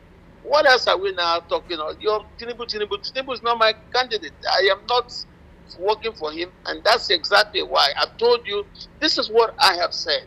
We have said this severally. Since the PDP has zoned to the south, let the ADC also zone. If they refuse, then they're not ready to get rid of the president. This is the game, and you're telling me if we do not agree that what happened in 2023 will happen again. It happened because it was the turn of the south, but the Fulani politicians refused. What would you say? That only one part rule and the rest of the country's diversity are not allowed to gain access to power. 71 plus 1 469. Okay, Dr. Katch, I think you're getting a call. All right. So finally, what would be your general consensus concerning the political landscape? Since it's a turn of the South, you've made reference to the fact that Peter Obi should be chosen. But do you think the ideology of the ADC can actually work to uplift the nation as it stands now? Like, I remember that was the first question I asked you. If these political parties have an ideology that is people-centered and not personal, not for self-aggrandizement. I have told you, because ADC doesn't have an ideology that is known to Nigerians, it is just a banding together of APC unhappy, unscrupulous elements who are not happy with Buhari. That's why I don't trust them. The ADC, who are they in the ADC? All these are just APC people who are suddenly not allowing to accept from Tinubu what they accepted under Buhari. So since Peter said he wants to go there and try his luck with them, we are saying, we who are with you would not support any ticket from ADC that don't give you the presidential ticket and you're on top. That's what we're saying. So I am with you. The ADC cannot be called a political party with an ideology. No. These are just band of men who are very angry at being treated the same way they treated us. Remember, they all work with Buhari, while Buhari weaponized nepotism against the East. Don't forget that. So what we're saying is, if they are sincere, give ticket to Peter Obi. It's very simple. Okay. I don't see why this should take us too many times to understand. No, we just needed to clarify some of the things you said. I don't trust them. Yes, you said? No, you were wondering why I kept asking you questions. It's important because a couple of persons may not align with your thoughts and some persons may align with your thoughts. So for clarification purposes, since I will be dropping you soon to take phone calls, it is necessary for me to get clarifications from you. Hello, Dr. Katch. Clarifications, very simply. The ADC is a work in progress. The person I support for the presidency is Peter Obi. If they give him a ticket, we will do the same thing we did in 2023. If they don't, everybody to your tent, oh Israel. That's what we're saying. Okay. We're not going to be used to make an 80-year-old man president. What does he show? He has nothing. He brings nothing to the table. Nothing. It doesn't inspire anybody. Peter Obi is still where we are. That's all I say. And that's where I stand. I don't see a problem. All right, Dr. Katch, thank you so much for giving us your time, a whole 1 hour, 30 minutes. I sincerely do appreciate your input.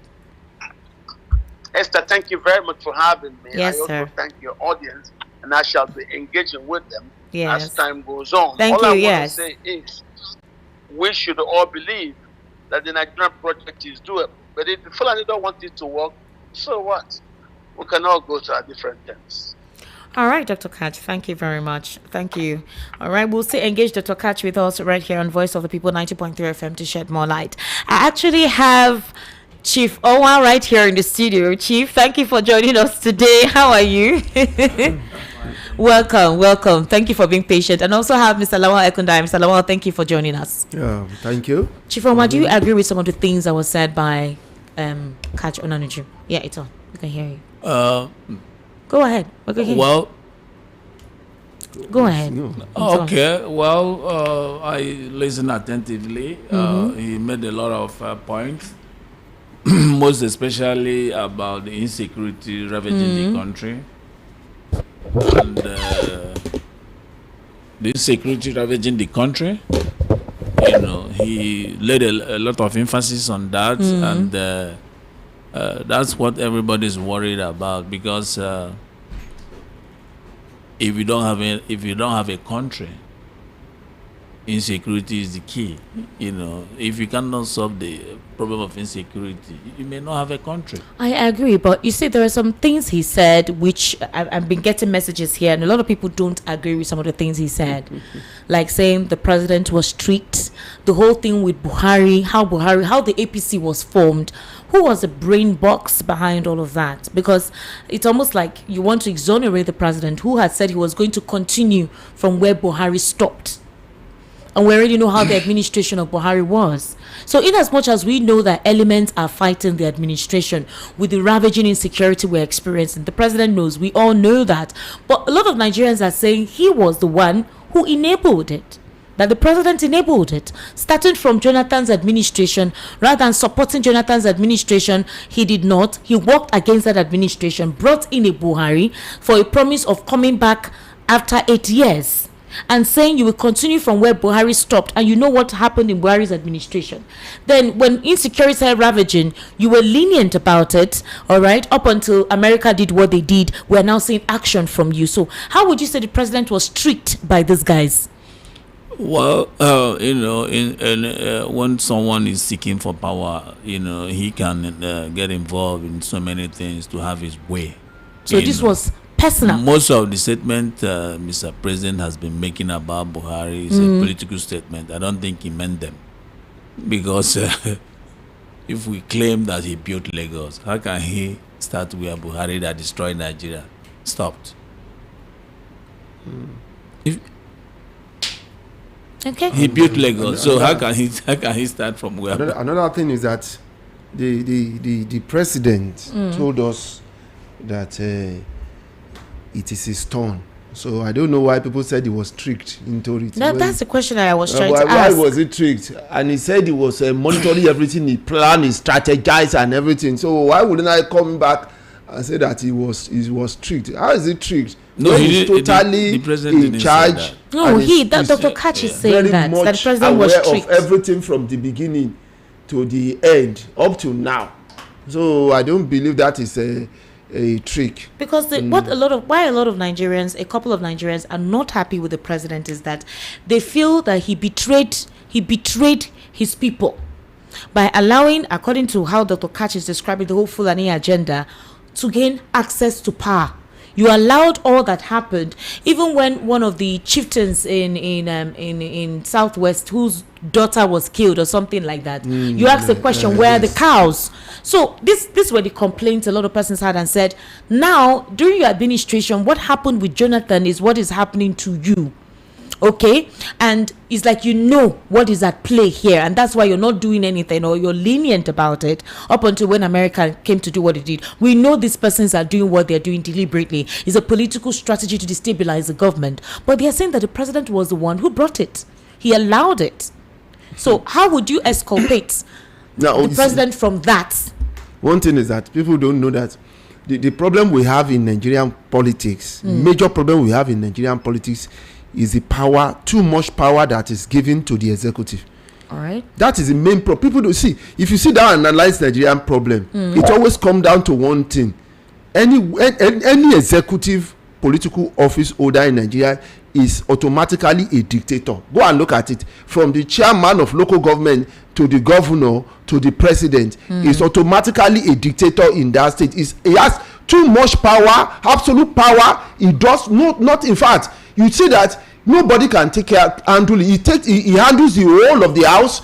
He handles the judiciary. He controls everything. Controls so you that too much power. He has no fear of the people. He has no respect for the people. So he does what it likes, and that's the major problem. I think we have a constitution in which there is a proper separation of power, and there's a disciplinary measures after you leave office. You see that all these things will not be happening because they will be on their toes. They will be afraid that after this tenure, I will have to face the consequence of my action. Look at what is happening in I think North Korea or something. Okay, let me ask you a question, Dr. Chifonwa. The administration of Yaradua, and based on what you said about the constitution, where you said there is too much power on the executive, why was Yaradua not like that? You saw the impeachment that took place with Peter Obi in Anambra State and how Yaradua was able to handle it. You saw the decimation of Yusuf, the person who actually started off Boko Haram. The president did what was needful. You can even handle the Niger Delta issue. Do you understand? Exactly. So what I'm saying is, even if the constitution gives the president all the powers, are we saying that with that power you cannot judiciously execute balance and fairness in the conduct of activities from that hem of affairs? Well, it depends on the individual. Like Yaradua, from record, was an exceptionally good man. And he's he's a Fulani man. Yes, so he ruled Katsina, and I was a governor in Katsina. He wanted a Nigeria that will work for everyone, because I can recall that then he wanted to transform some states in Nigeria. He had a 7-point agenda, which Anambra was part of it. So that's why he tapped Soludo to run for governorship under PDP then.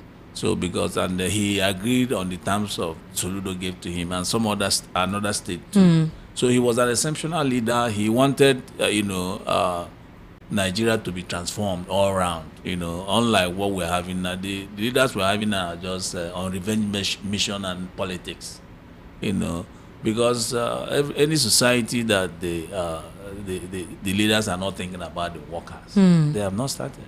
Because the workers are the engine room of every economy, so that's the point. The president plays more of politics than governance. Yeah, I think so. So that's why everything is politics. That's why he's allowing Wike to be doing what he's doing in Rivers. If not for politics, what would a character like Wike do? Mr. Lawal Konda, what I'm saying is, let's put aside the fact that Buhari's administration came and went, and with the major role that Tinubu played with that administration, there were high hopes that he would do something entirely different with his administration. Do you know what Yaradua also said? Okay. When after he was sworn in, he said the election that brought me was not perfect. He admitted that. But I will make sure that I put in place a credible election. For a person to come out and admit, that means he has good intention to put things right. Okay. And he was on that level. He understood that resource control is paramount to peace and development of this nation. So he began to work on Niger Delta, because truly we know that it is normal for a state to control its resources, not something you take from a state, you distribute it to every other state. It's not right anywhere in the world. Nobody can be working and some people will be benefiting from it. Go to Niger Delta, you see children of Niger Delta paying school fees. Is it normal? With all the resources in their land, they still go out and pay school fees. They pay for things, and then they are the one who, where some other places you see them having quota systems, being given money to go to school, free feeding, things like that. But go to that Niger Delta now. This man understood that thing, and he tried as much as possible to bring peace to this country. Chifonwa, just that short time, do you think that the president should have adopted the same method as Yaradua?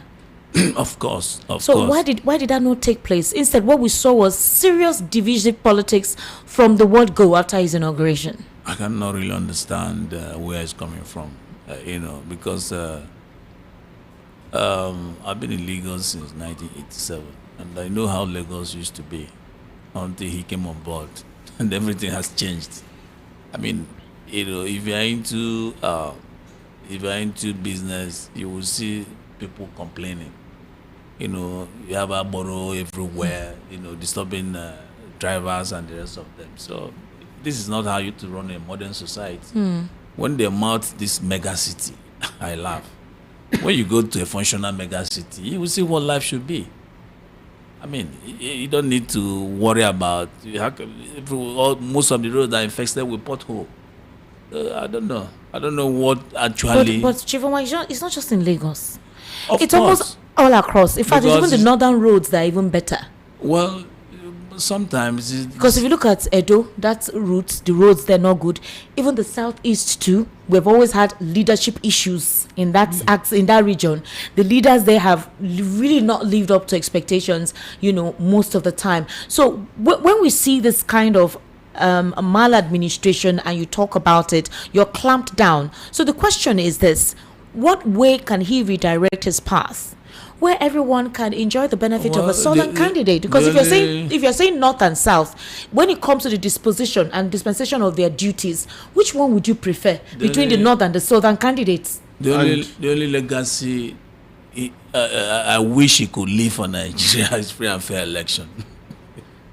The only legacy I wish. That's the bedrock Because of if a the vote true counts, democracy. if the vote counts, there will be a significant change in Nigeria. If the vote counts, all of them will sit up. Because if you don't do well, they will vote you out. And if they vote you out, you face the consequences of whatever you have done in office. But when the vote doesn't count, somehow, because they feel, ask yourself, why would a performing governor come to APC? What for? APC as a party, are they doing well? Why would a governor that we claim that is performing join APC? You know why? Because when you have skeletons to hide, you'll be looking for who to help you, not to expose it. That's why since many of them decamping. That's what I see.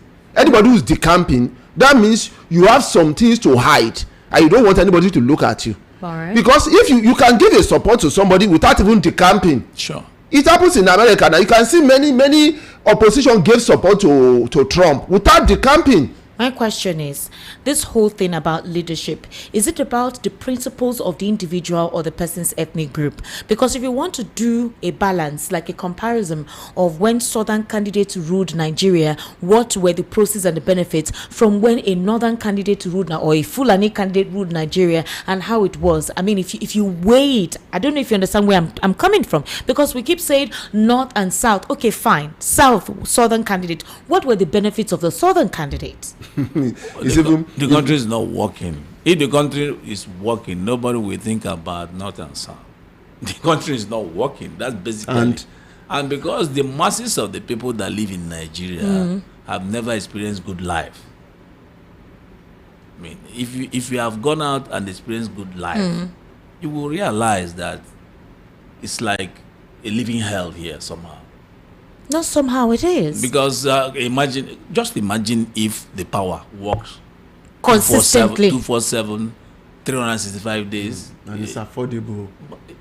just imagine that if the light is there. Okay, how can is this a problem with black people? How can set of political leaders govern a country for over 26 years, getting to 30 years, and they have not been able to solve the problem of power? And there's money, massive For almost 30 years, voted. set of politicians govern a country, and they have not been able to solve the issue of power. And the appalling thing is the news of putting solar power in Asorok. But even You the are solar. talking about solar. No, when even Ministry of Power is voting money for generator. You can imagine. So Nigerians provide electricity for themselves, they provide water for themselves. Even the roads in their communities, they have to contribute money to repair the roads, security. So if they are able to provide all these things for themselves, what are you there for? And there is What is the essence of governance? Politics more tax, and they are telling us in America they pay tax. I begin to wonder. Politics Do you know what wonder America how? give back to his people? Do you know what? Do you know that waste bin, these people that take waste bin, I don't know what is going on. For a very long time, they've not been taking waste. Politics is See, look at roads. They've Have not you been gone taking round? waste. See waste all People over are the asked place. to pay. So, and people now need to look for alternative means to dispose their waste. What we're saying is, if we're saying southern and northern candidates, what are the benefits of these regions and the candidates they presented? If Nigerians at the end of the day provide everything for themselves, there's no benefit, basically no benefit. It's just politics, because it's just politics and individual benefit, because politics in Nigeria has become a big business. You see, the only people that are immune to suffering in Nigeria are politicians. Because they take harsh economic decisions and shift the burden to the masses. You understand? The state provides everything for them. They're the ones enjoying everything. And I sympathize with the poor masses who are supporting them, because they don't know better. How can you be supporting the person oppressing you? The person who makes sure that you don't have good hospital, the person who makes sure that your children are not going to the good school? How can you be supporting the person? How can you use tribalism to becloud yourself? How can you use religion to becloud yourself? If the country is working, this place is the best place to live on earth, because everything is stable. Just provide the infrastructure people are providing all over the world for the citizens to have a good life. It's as simple as that. Put power, put good road, put bad water, clean environment. So security. All right. Let's take your contributions, please. We've actually, I may even take very few contributions, because we've actually.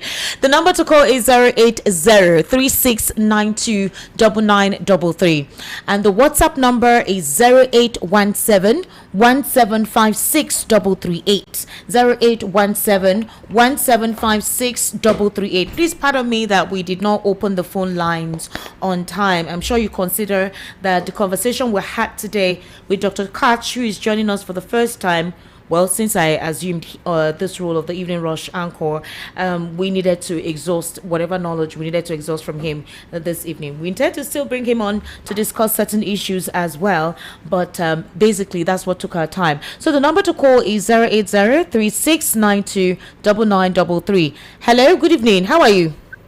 Hello, good evening, Easter. Welcome. Happy New Year. The same to you. Thank you very much. Malam Bello. Yeah, thank you. Welcome. Yo, I am calling you from Rwanda. Yes, you finally arrived. Thank you very much. All right. See, let me tell you, your analyst, whether doctor or what is his name? Dr. Katch. Yes, it's an ignorance of everything that he has just said. Do you understand me? Yeah. He talked about the modern leaders, Fulani. Since 1960, Fulani have only produced only two leaders.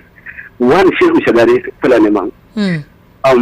Muhammad Buhari is a Fulani man. No, it's four. Can you hear me? I can hear you. Yes. Okay, thank you very much. Then what is his name? Yaradua. This man from Plateau State, Yakubu Gowon, is from Plateau State. No. Then Babangida is from Niger State as a military head of state. Then Absalam Abubakar is from Niger State. He is Gwari. Are you with me? I'm with you. Yes, Abacha is from Kano, I come from. Abacha is not an economic. Abacha is an Ausama. So, everything, even his support for any presidential candidate, I mean your guess that Connie said, whatever his name is, I don't get to know. Because he didn't caution whenever he was talking all that nonsense. His support for any presidential candidate in this country has no, his supporters have nothing to do for anybody. Either Atiku, either Obi, either what is the current president. His supporters have nothing to do for that. Because I don't see any reason why he said that it was the Northern or that confused Tinubu. It's the Northern that told Tinubu that he announced the subsidy is on the 29th of May 2023. Is it? And is it the same Northern Union officers that told him that not after he remove the subsidy, he gives the money to the governors for their own good benefit? So he supports. I don't want to use, because this is a national radio, I don't want to use a word that you will ban me from calling this. That's right. He supports, as far as I'm concerned, he's nothing but a liar. Thank you very much. And God bless. Thank you, Let me make a correction. Okay. The Fulani, I mean the Northerners, Connaught have ruled this country more than twice. More than twice. Yes, he's saying twice. So I'm just correcting him. There's Okay. Yaradua there. Okay. There's Buhari there twice. Shagari. Is also there. So we have like 5 now. If you add the head of state to it, so it's not Yaradua true. did not complete his term. Yeah, but he ruled now. He was Yes, a president. just 2 years. Yeah, so he was president. I think that's what they are calculating now. Well, the caller is. Do I understand this plight? The caller was biased in his opinion because he didn't pay attention to what Dr. Katch was saying. He just tried to be. Well, pick it's something. normal. He's a Fulani man. Towards the So end. he would It's definitely not have even to. about Fulani. Okay. It is about opinion. Okay. It's about worldview about what Katch said. And the problem, the problem we always talk about this Fulani Yoruba is because the power we have given. Had it been the president is a servant, you will be afraid. You will not even want to go to there. Yeah. Nobody will want to, because you go there, you collect your salary, you come back, people will start checking you, and then you start troubling you all over the place. You have done this, you have done that. You don't want to go there, but because you go there, you become too powerful. That's why I asked about. Is it about the ethnic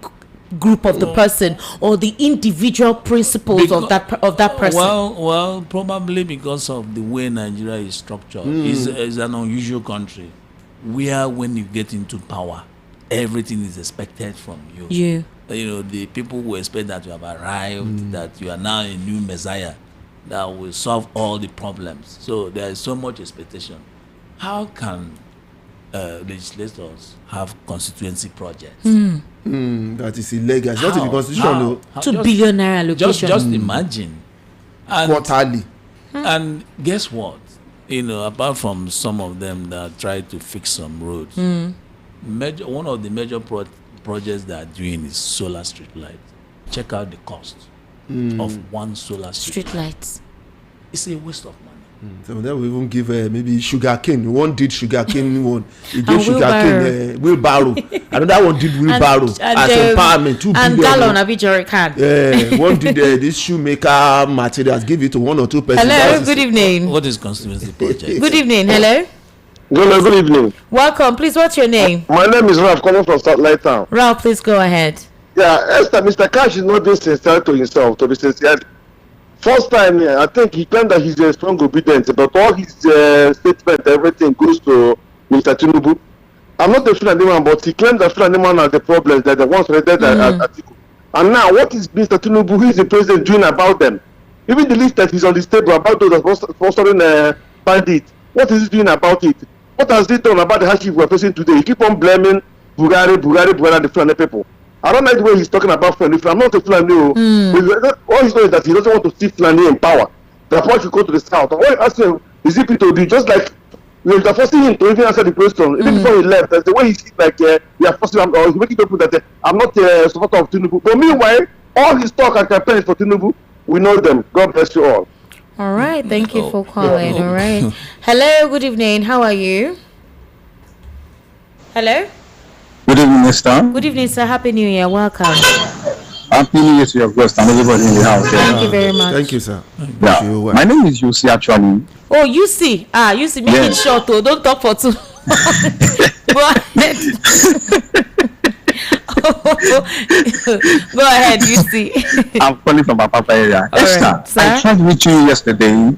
I don't know why. I could not talk to you, but I tried. You see, my position are some of the points that Dr. Katch actually brought up in the conversation. You see, I've always said one thing. That's the reason why I hated PDP in my house. And PDP will never stand as a party till eternity, till the end of his life. Now, you have the candidates that are summarized 8 years and left from a particular enclave of the country, and you are still also giving the hope of the country to the same candidate again from that same enclave. Why would you do that? See, whether we like it or we don't like it, the truth be told. Now, 2 things decide the future of this country in the elections. See, in the north, whether you are anybody, whether you're a technocrat, to be whatever you want to be, that decision there is based on ethnicity and tribalism. Whether you like it, that's the truth. Now, Buhari, in the 2011-2012 election, Jonathan won other regions. Barry won just only 12 northern states. He could not win. He lost. And all over the north, there was ravage killings, massacres, all over the north. Why? Because he lost elections. I was so angry. I vowed never to vote any candidate again from the north in this life, in this country. It so pained me. I saw coppers died in the north. Esther, what are we saying? Coppers died. NYC or post, when people they went there, they were slaughtered. You know when nonsense happened. They packaged him and sold him again. The same people that cried at Yale that NYC should be reformed, they still voted this man into power. Esther, let me summarize by saying this. Esther, no region alone will make it on their own. If the north were so powerful, so populated, why the Barrow lost that elections? Every region need another region. Jonathan won another place and lost in the north, but he won the election. Now he lost the second time because some part of the place he won last, like North Central, he lost there to Buhari. And that was how he lost the elections. So when by nationality will come on air to be saying Peter Obi cannot finance agents, listen to me, Esther. I was there in that last election, the one we did last. People voluntarily came out to do agent work for Peter Obi. I saw it. I was part of them. I was never identified to any meeting called the Obedience, but I did everything to ensure that everything was successful where I was, my polling unit. So we should be retrospective reasoning, not coming to air to be talking as if nothing is possible. When Obama came out in America, he said, yes, we can. And he came from a minority ethnic group, Black American, precisely. But he still made it at the end of the day. So I don't know why we come on air, we'll be talking as if nothing is possible on earth. That is the truth of the matter. All he says some things that are very, very crucial, and we should consider those things. All right. Thank you very much, Yusuf. Thank you. Hey, Yusuf is passionate. Hello, good evening. Hello. Good evening, no. Happy New Year, sir. I wish you, sir. What's your name, please? My name is Sunday. I'm calling from Mishi. Ngwanu, go ahead, sir. Yeah, I want to greet everybody like that with you. Okay. Thank you. So well done. You see, I keep on saying it in this radio that we catch unit, we can't defeat Tinubu. Take it or you leave it. All the parties in Nigeria should form alliance together and work as one if they really want change in this country. Yes, because I tell you that it takes many brooms to stand to see the place very clean. So if they stand as one, they could going to defeat Tinubu in 2027. It's all this way, I want to lamenting about problem here and there. You see, with much showing it can't stop. Look at what happened 2 days ago, American came to Nigeria and did something that surprised everybody. After they stopped that mission, what happened? People are still being killed. No government is talking, no president is talking. Even when the masses stop, they will all be arrested and be placed into prison. The fact is that there's no good way in this government. We don't have anything good. Because I wonder how I started with that home. And his senior was killed outside. He cannot go outside. He cannot talk. He cannot do anything. He's not a father. So what I'm saying is that we have already know, all Nigeria have already know that these present governments are not for us. They are not for the masses. They are not for the people. They are for themselves. So what I'm saying is that let all the rest of Nigeria parties work as one and defeat Tinubu 2027. Then we will have a better way. Which is not to me. It's not even who is going to win the matter for me. What matter is I want him to be defeated. Yeah. If when he is defeated, we will now make a plan to have a better government. But if he's not, I assure you, what we are experiencing now is wrong. After he is better be there in 2027, Nigeria will get, let me not use negative words. All right, thank you. Chifonwa, again, these are the fears. Are you saying Tinubu should leave? Who do you intend to take over? Are you just saying he should just leave? What if you're getting into from frying pan to fire? Well, I don't know if you understand what I'm saying. Because that was how it was during Buhari's time. No. And then now, no, Buhari, you said some people are saying they prefer Buhari's time. No, let me explain to you. If not for personal interest politics, I'm sorry, Buhari shouldn't have been a local government chairman. Chai. Because he has a very poor worldview about governance. He's the one who brought all the problems to Nigeria, by just like they alleged. sponsoring terrorists to murder people here and there for land grabbing and the rest of them. He allowed such a thing to fester for a very long time. And he printed so much money because the government was not making money. Means and ways. He caused a lot of inflation and the rest of them. So history will put him where he belongs. But I don't really understand the current administration, their economic policies and everything. Unfortunately, what happens in every country is that sometimes the citizens cannot reason above their political leaders because the government is condoning a lot of corruption activities. People have become to assume that corruption is a way of life. Somebody was pointing to me that they said they spent 40 billion to put CCTV on Tottenham Bridge. Let me take calls. Hello, good evening. Hello. Good evening. Happy New Year, sir. Welcome.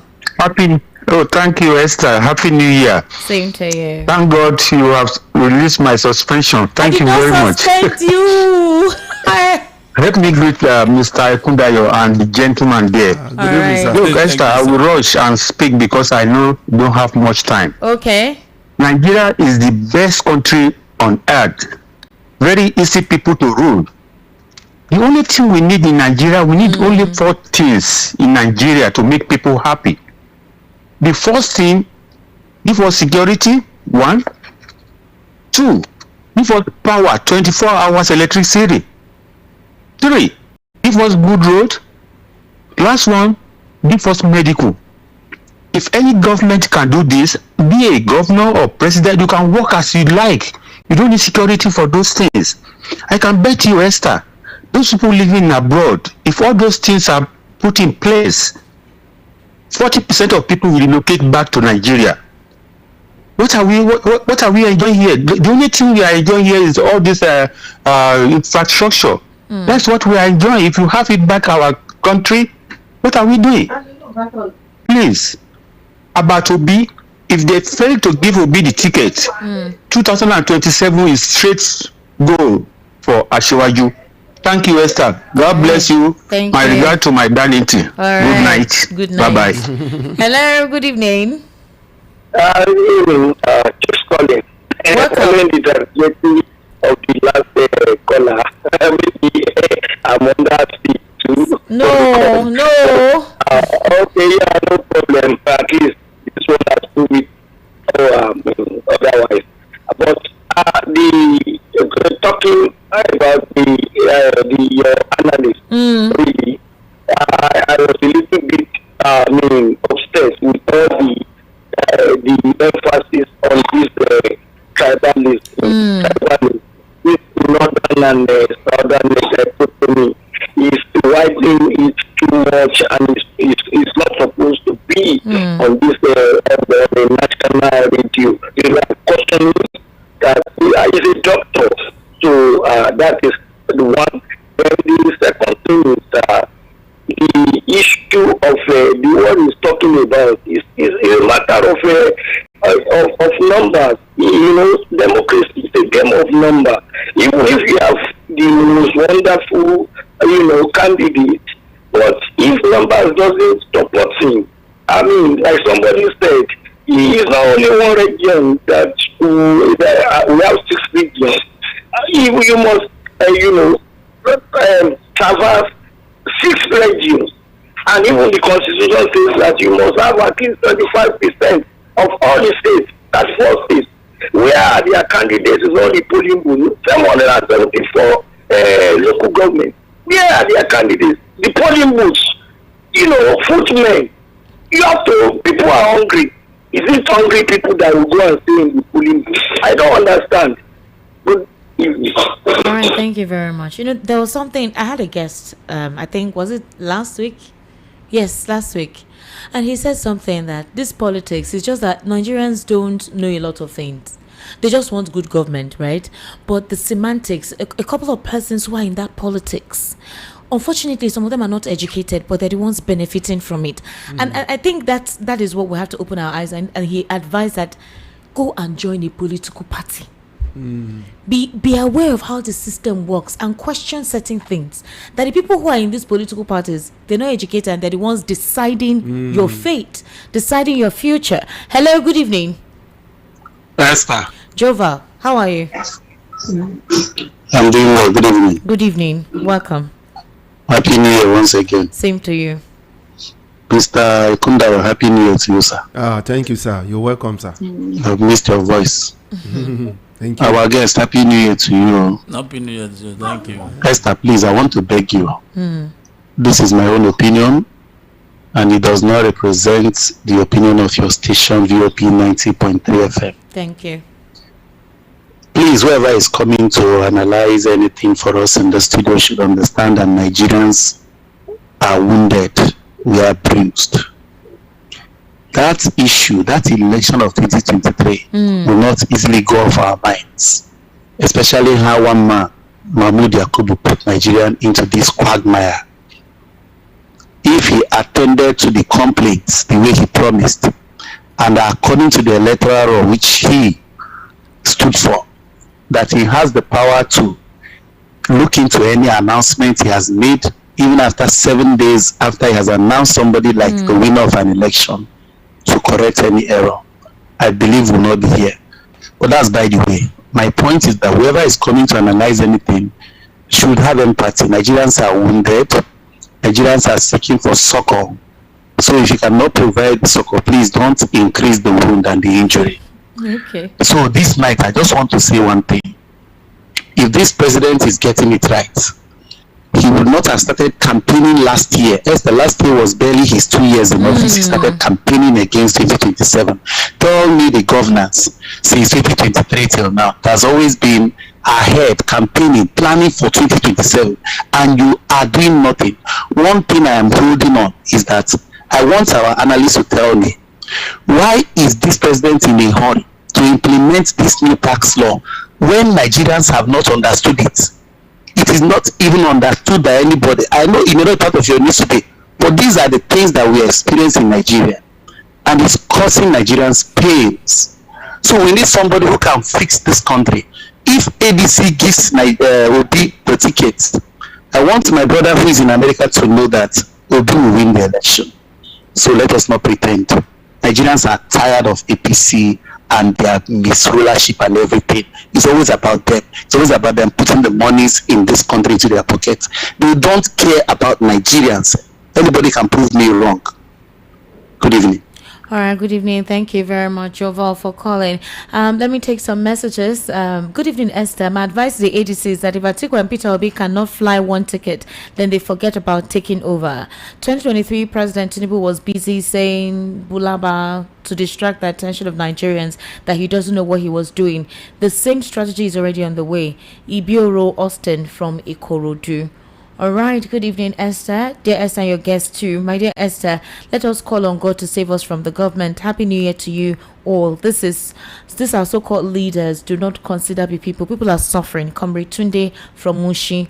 All right, good evening, Esther. Your interview today was fantastic, but please make sure to invite Ononuju to your studio personally for better clarity. I don't think he's in the country. All right, he's not in the country. Good evening, Esther. My people from Lagos. The reason why Tinubu cannot perform is because he's sitting on a stolen mandate in order to continue from where Buhari stopped.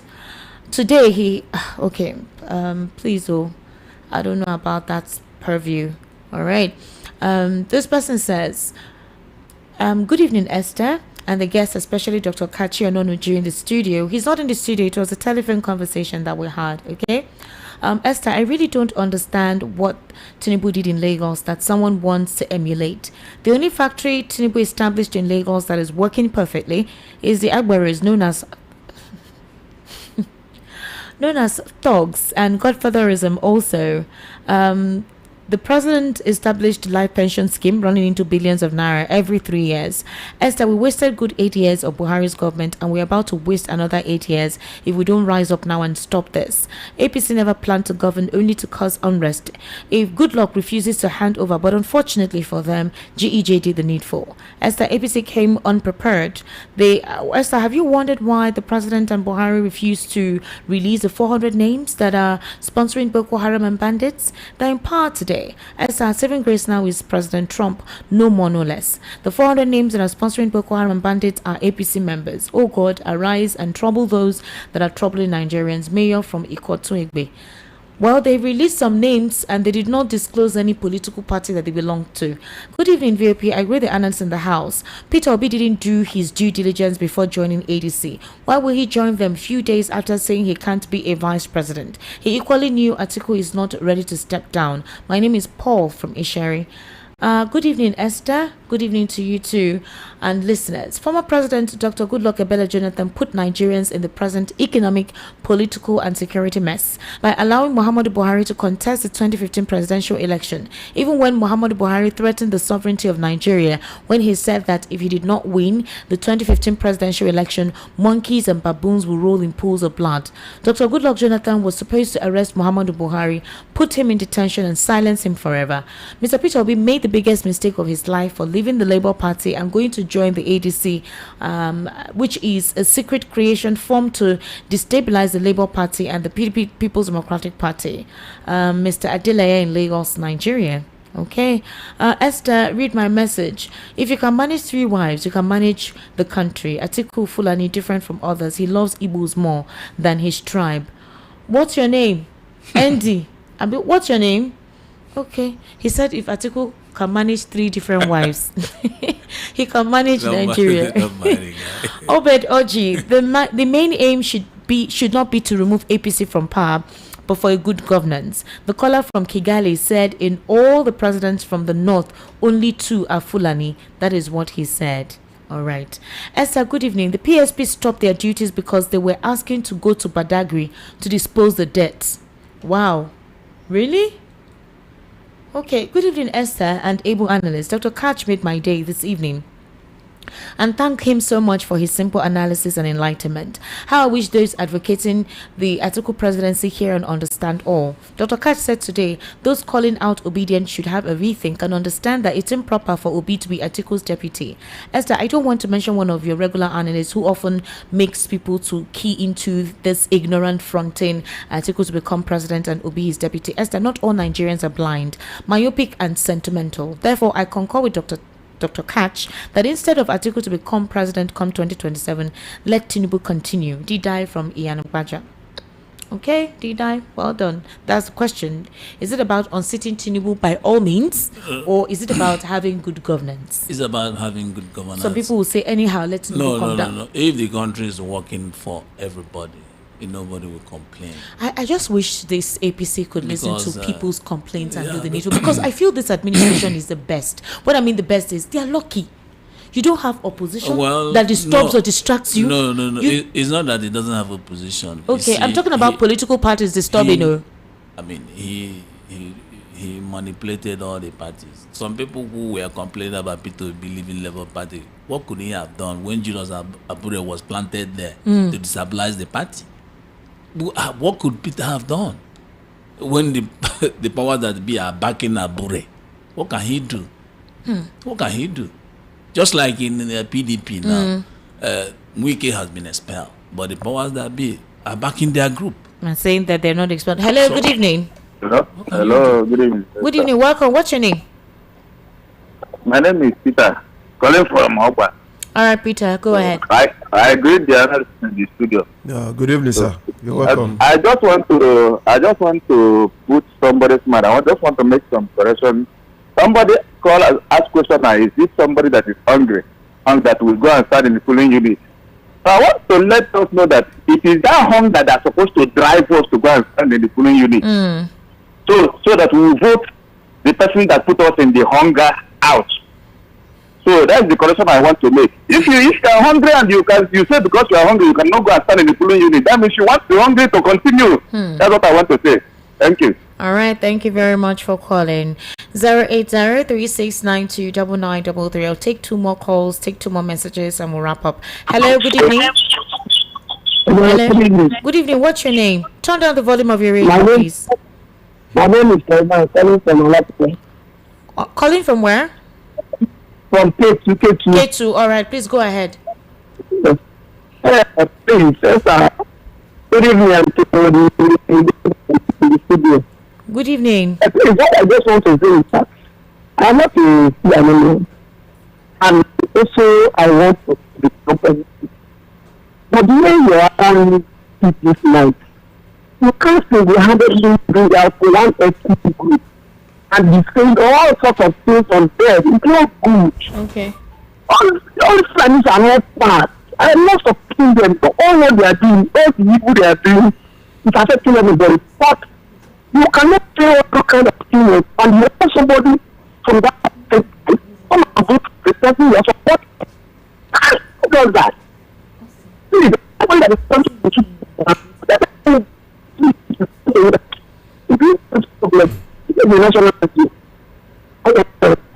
all right, thank you. Your line is actually breaking, but I think I understand what he's saying, that not everyone is terrible. That's what I was that was why I was reiterating by asking Dr. Katch questions. Well, he was talking about their political leaders. But he was referring to the fact that is the agenda, and that those who have been doing what they're doing, that's the format they've been using for power. You understand? That's the format they've been using for power, but not all Fulanis are like that. Yeah. And I know that Malam Bello was not happy with Dr. Katch's remarks. Political power in Nigeria does not favor the ordinary people. It's just the elite of the tribe. It doesn't favor otherwise. OBJ was president for 8 years. Did he turn southwest to Dubai of Nigeria? No. Jonathan was president of Nigeria. For 6 years. He was even ashamed to go back to 2K. He didn't know that the 2K was that way. But do you know what happens? When someone gets to power. When Obasanjo was president of Nigeria, he gave out some money for the fixing of trade fair. Yeah. For exhibition, international trade fair. So it happens that I was there for an exhibition. So when Obasanjo came to open the trade fair, the exhibition and the rest of them, in spite of all the money he gave out for refurbishing of the place, there was a leaking roof. In spite of all the money they spent fixing that trade fair complex, there was a roof that was leaking. So somehow he wanted to pass through that leaking roof. Do you know that the details backed him and directed him somewhere else? So this is what they do to the political leaders. All right. Okay. They don't get to know the reality on ground. But I still will not agree completely with that. Okay, don't worry. You give your final summary. It's part of it. You give your final summary. Good evening, Esther. The only solution to Nigeria's problems is good leadership. I don't agree with Dr. Katch because Atiku is different from Buhari. Joe from Alagbado. Atiku is not different. Okay. All right, Esther. Thank you very much. Not all Fulanis are bad. It's just quite unfortunate that majority of the insecurity we're currently going through come from that region. But quite a lot of them are not as bad as is being seen. All of this is unfortunate political machinations and the religion that they use to exercise these brutal atrocities, which is killing people in cold blood. Okay, good evening, VOP family. Yarodwa handed over 8 billion to his successor, and he was the only one among his contemporary. That was why Obasanjo went for him. The Fulani agenda was same agenda of Danfodio, which Amadu Bello amplified, that he would take Quran to the Atlantic Ocean. May God open the eyes of the indigenous Nigerians and save us from this wickedness. Amici from Mafoluku. All right, thank you very much. Hello, good evening. How are you? Hello? Hello? The caller on WhatsApp, I think you've been waiting. I have answered your call now. Hello, good evening. Okay. Hello, can you hear me? This caller, don't go sleep. Hello, good evening. Yeah, good evening, Esther. How are you? Welcome. Fine, thank you. Can you turn down the volume of your radio, please? Let me off it entirely. So, Esther, what I'm trying to say is I don't know why people don't like hearing the truth. You know, sometimes What truth is your name, bitter. sir? Yeah, I'm Chukwemeka from Agoda. All right, okay, go ahead. Yeah, I don't know why people don't like hearing the truth. And truth is always bitter. Now, when Dr. Katch was making his comment, he wasn't criticizing or condemning all the Fulanis, but he was talking about the people that are in power. Do you get what I'm saying? So everything he says was correct and good, but I don't know why people are trying to mix words. Okay. What he was in order, so let's better hear the truth and follow it so that it will be better for us. All right. The plan they are doing and what they are doing is not good. They don't think about the families that have died, the people that have killed, and what is still happening. If they have witnessed the kind of massacre that is going on in their families, they wouldn't be countering what he said. So let us be fair and just call a spade so God can help us. All right. Thank you very much. Thank you very much. Good evening, Esther. Please, this interview is worth having as audio for easy circulation. This interview is golden. Raphael from Alimosho. Dr. Katch is right by his explanation. If you look at it very well, you will see from what happened in Edo State, where 51 youth were arrested because they were protesting about spate of kidnapping, and the governor of the state called the military and started arresting the innocent youths. And the same wrongful arrest is still happening in other states, where the government will be arrested, where the government will arrest people because they stood against terrorists who came on them. Chairman from Agbara. Esther, good evening. Why don't you have a neutral political analyst? Since I've been listening, you always bring Obi's allies. Why don't you bring the ruling party to hear what they have done so far? I brought Don Ojon. I think that was last week. Wasn't it last week? Last week, yes. So maybe you've not been listening to us very often. Okay, I do bring in what do you call it, APC political allies. So you didn't listen last week where Dr. Jones spoke exclusively to us. All right, thank you very much for that. Good evening, Esther. Kindly try and make use of this. Okay, thank you, Puritan. All right, I'll get it. Thank you so much. Thank you. It's for my cough. Thank you. I'll get it. God bless you. Thank you so much. I think there's an improvement compared to yesterday. Don't worry, I'll continue to pray for you. Thank you so much, Ru. Thank you. Good evening, Esther. I want to thank your guest for his expository analysis. Tell Barrister Darlington to stop demarketing Peter Obi. I hope he's listening to this interview with Dr. Katch on Onuju. Barrister Darlington is entitled to his own opinion, just like Dr. Katch is entitled to his own opinion. And he has told you that he's not demarketing Peter Obi. Una like Wahala Sef. Please, Mr. Lawal Kunda, your final take. Thank you very much. My final take is that I just want Nigerians to understand that the governors stop looking at only the president. The governors too, they are corporate because they have more than enough money to fix their states. They have more than enough money. As of now we are talking, they have more than enough money to make their state work perfectly now. Even the local government chairman don't have any excuse at all from in development when development is not getting to his place. Yeah, because now all of them are bastardly rich as of what we are talking now. But everybody will that's why you say they are saying on your mandate we shall stand to the person, so that it will be difficult for EFCC to come after them or ICPC to come after them. That's why you see all of them plus the house, all the constituency allowance they have collected, they are not doing no accountability. At all. That's why you see all of them, they are doing that. So Nigerians should look at them too. They should look at them. They are also corporate in everything that's happening in your state if it's not developing. In fact, they are the major number one corporate, not even the president. The governor is major number one corporate of a state if that state is not developing. Thank you. All right. Mr. Chifonwa. Well, how can the state develop if there is no accountability? If the head is faulty, it passes through all places now. There's no accountability anywhere. There's no accountability. I mean, do you have a vibrant Senate? No. During Lawal, we were talking about rubber stamp. What do you call this one? The current Senate. This is zombie.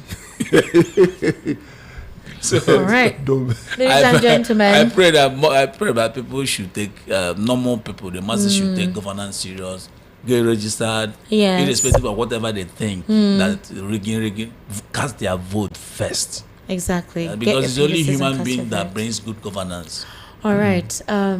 Chief Owa and Mr. Lawal Kondare, thank you so much. And Dr. Katch, I know you're not on the phone with us. Thank you so much for your purview this evening.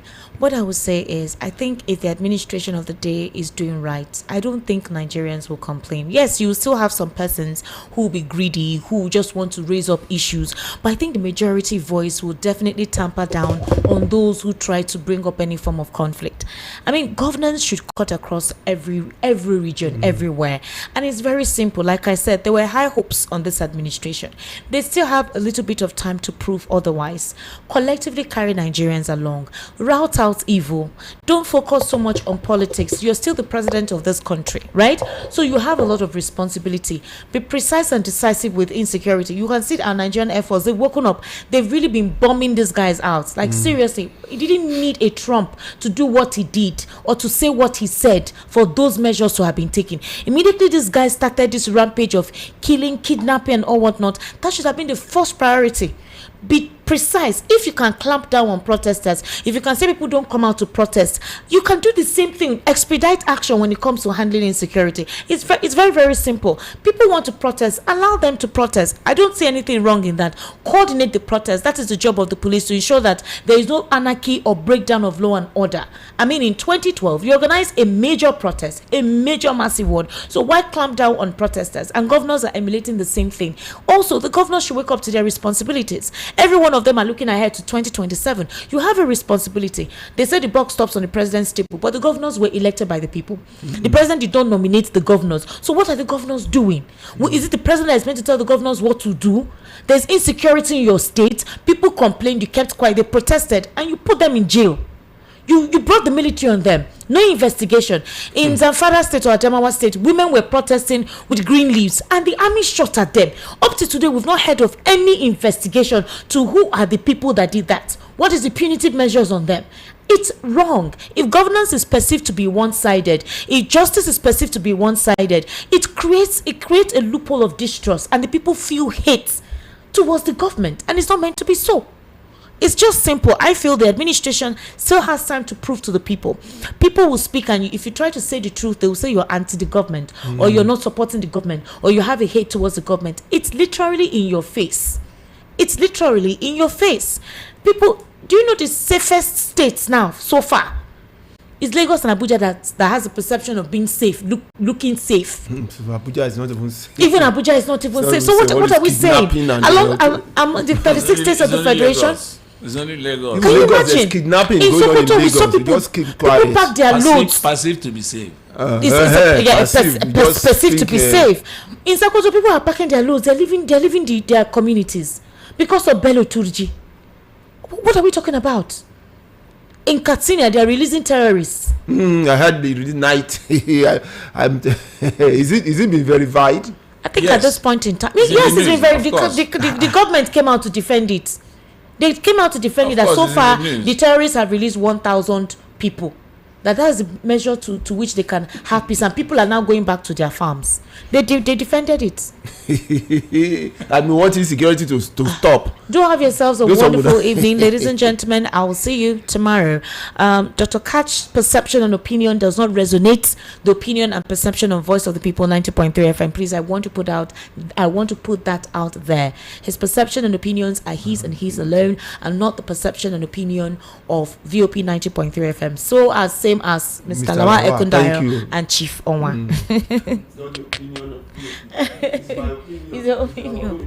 My people, how they go.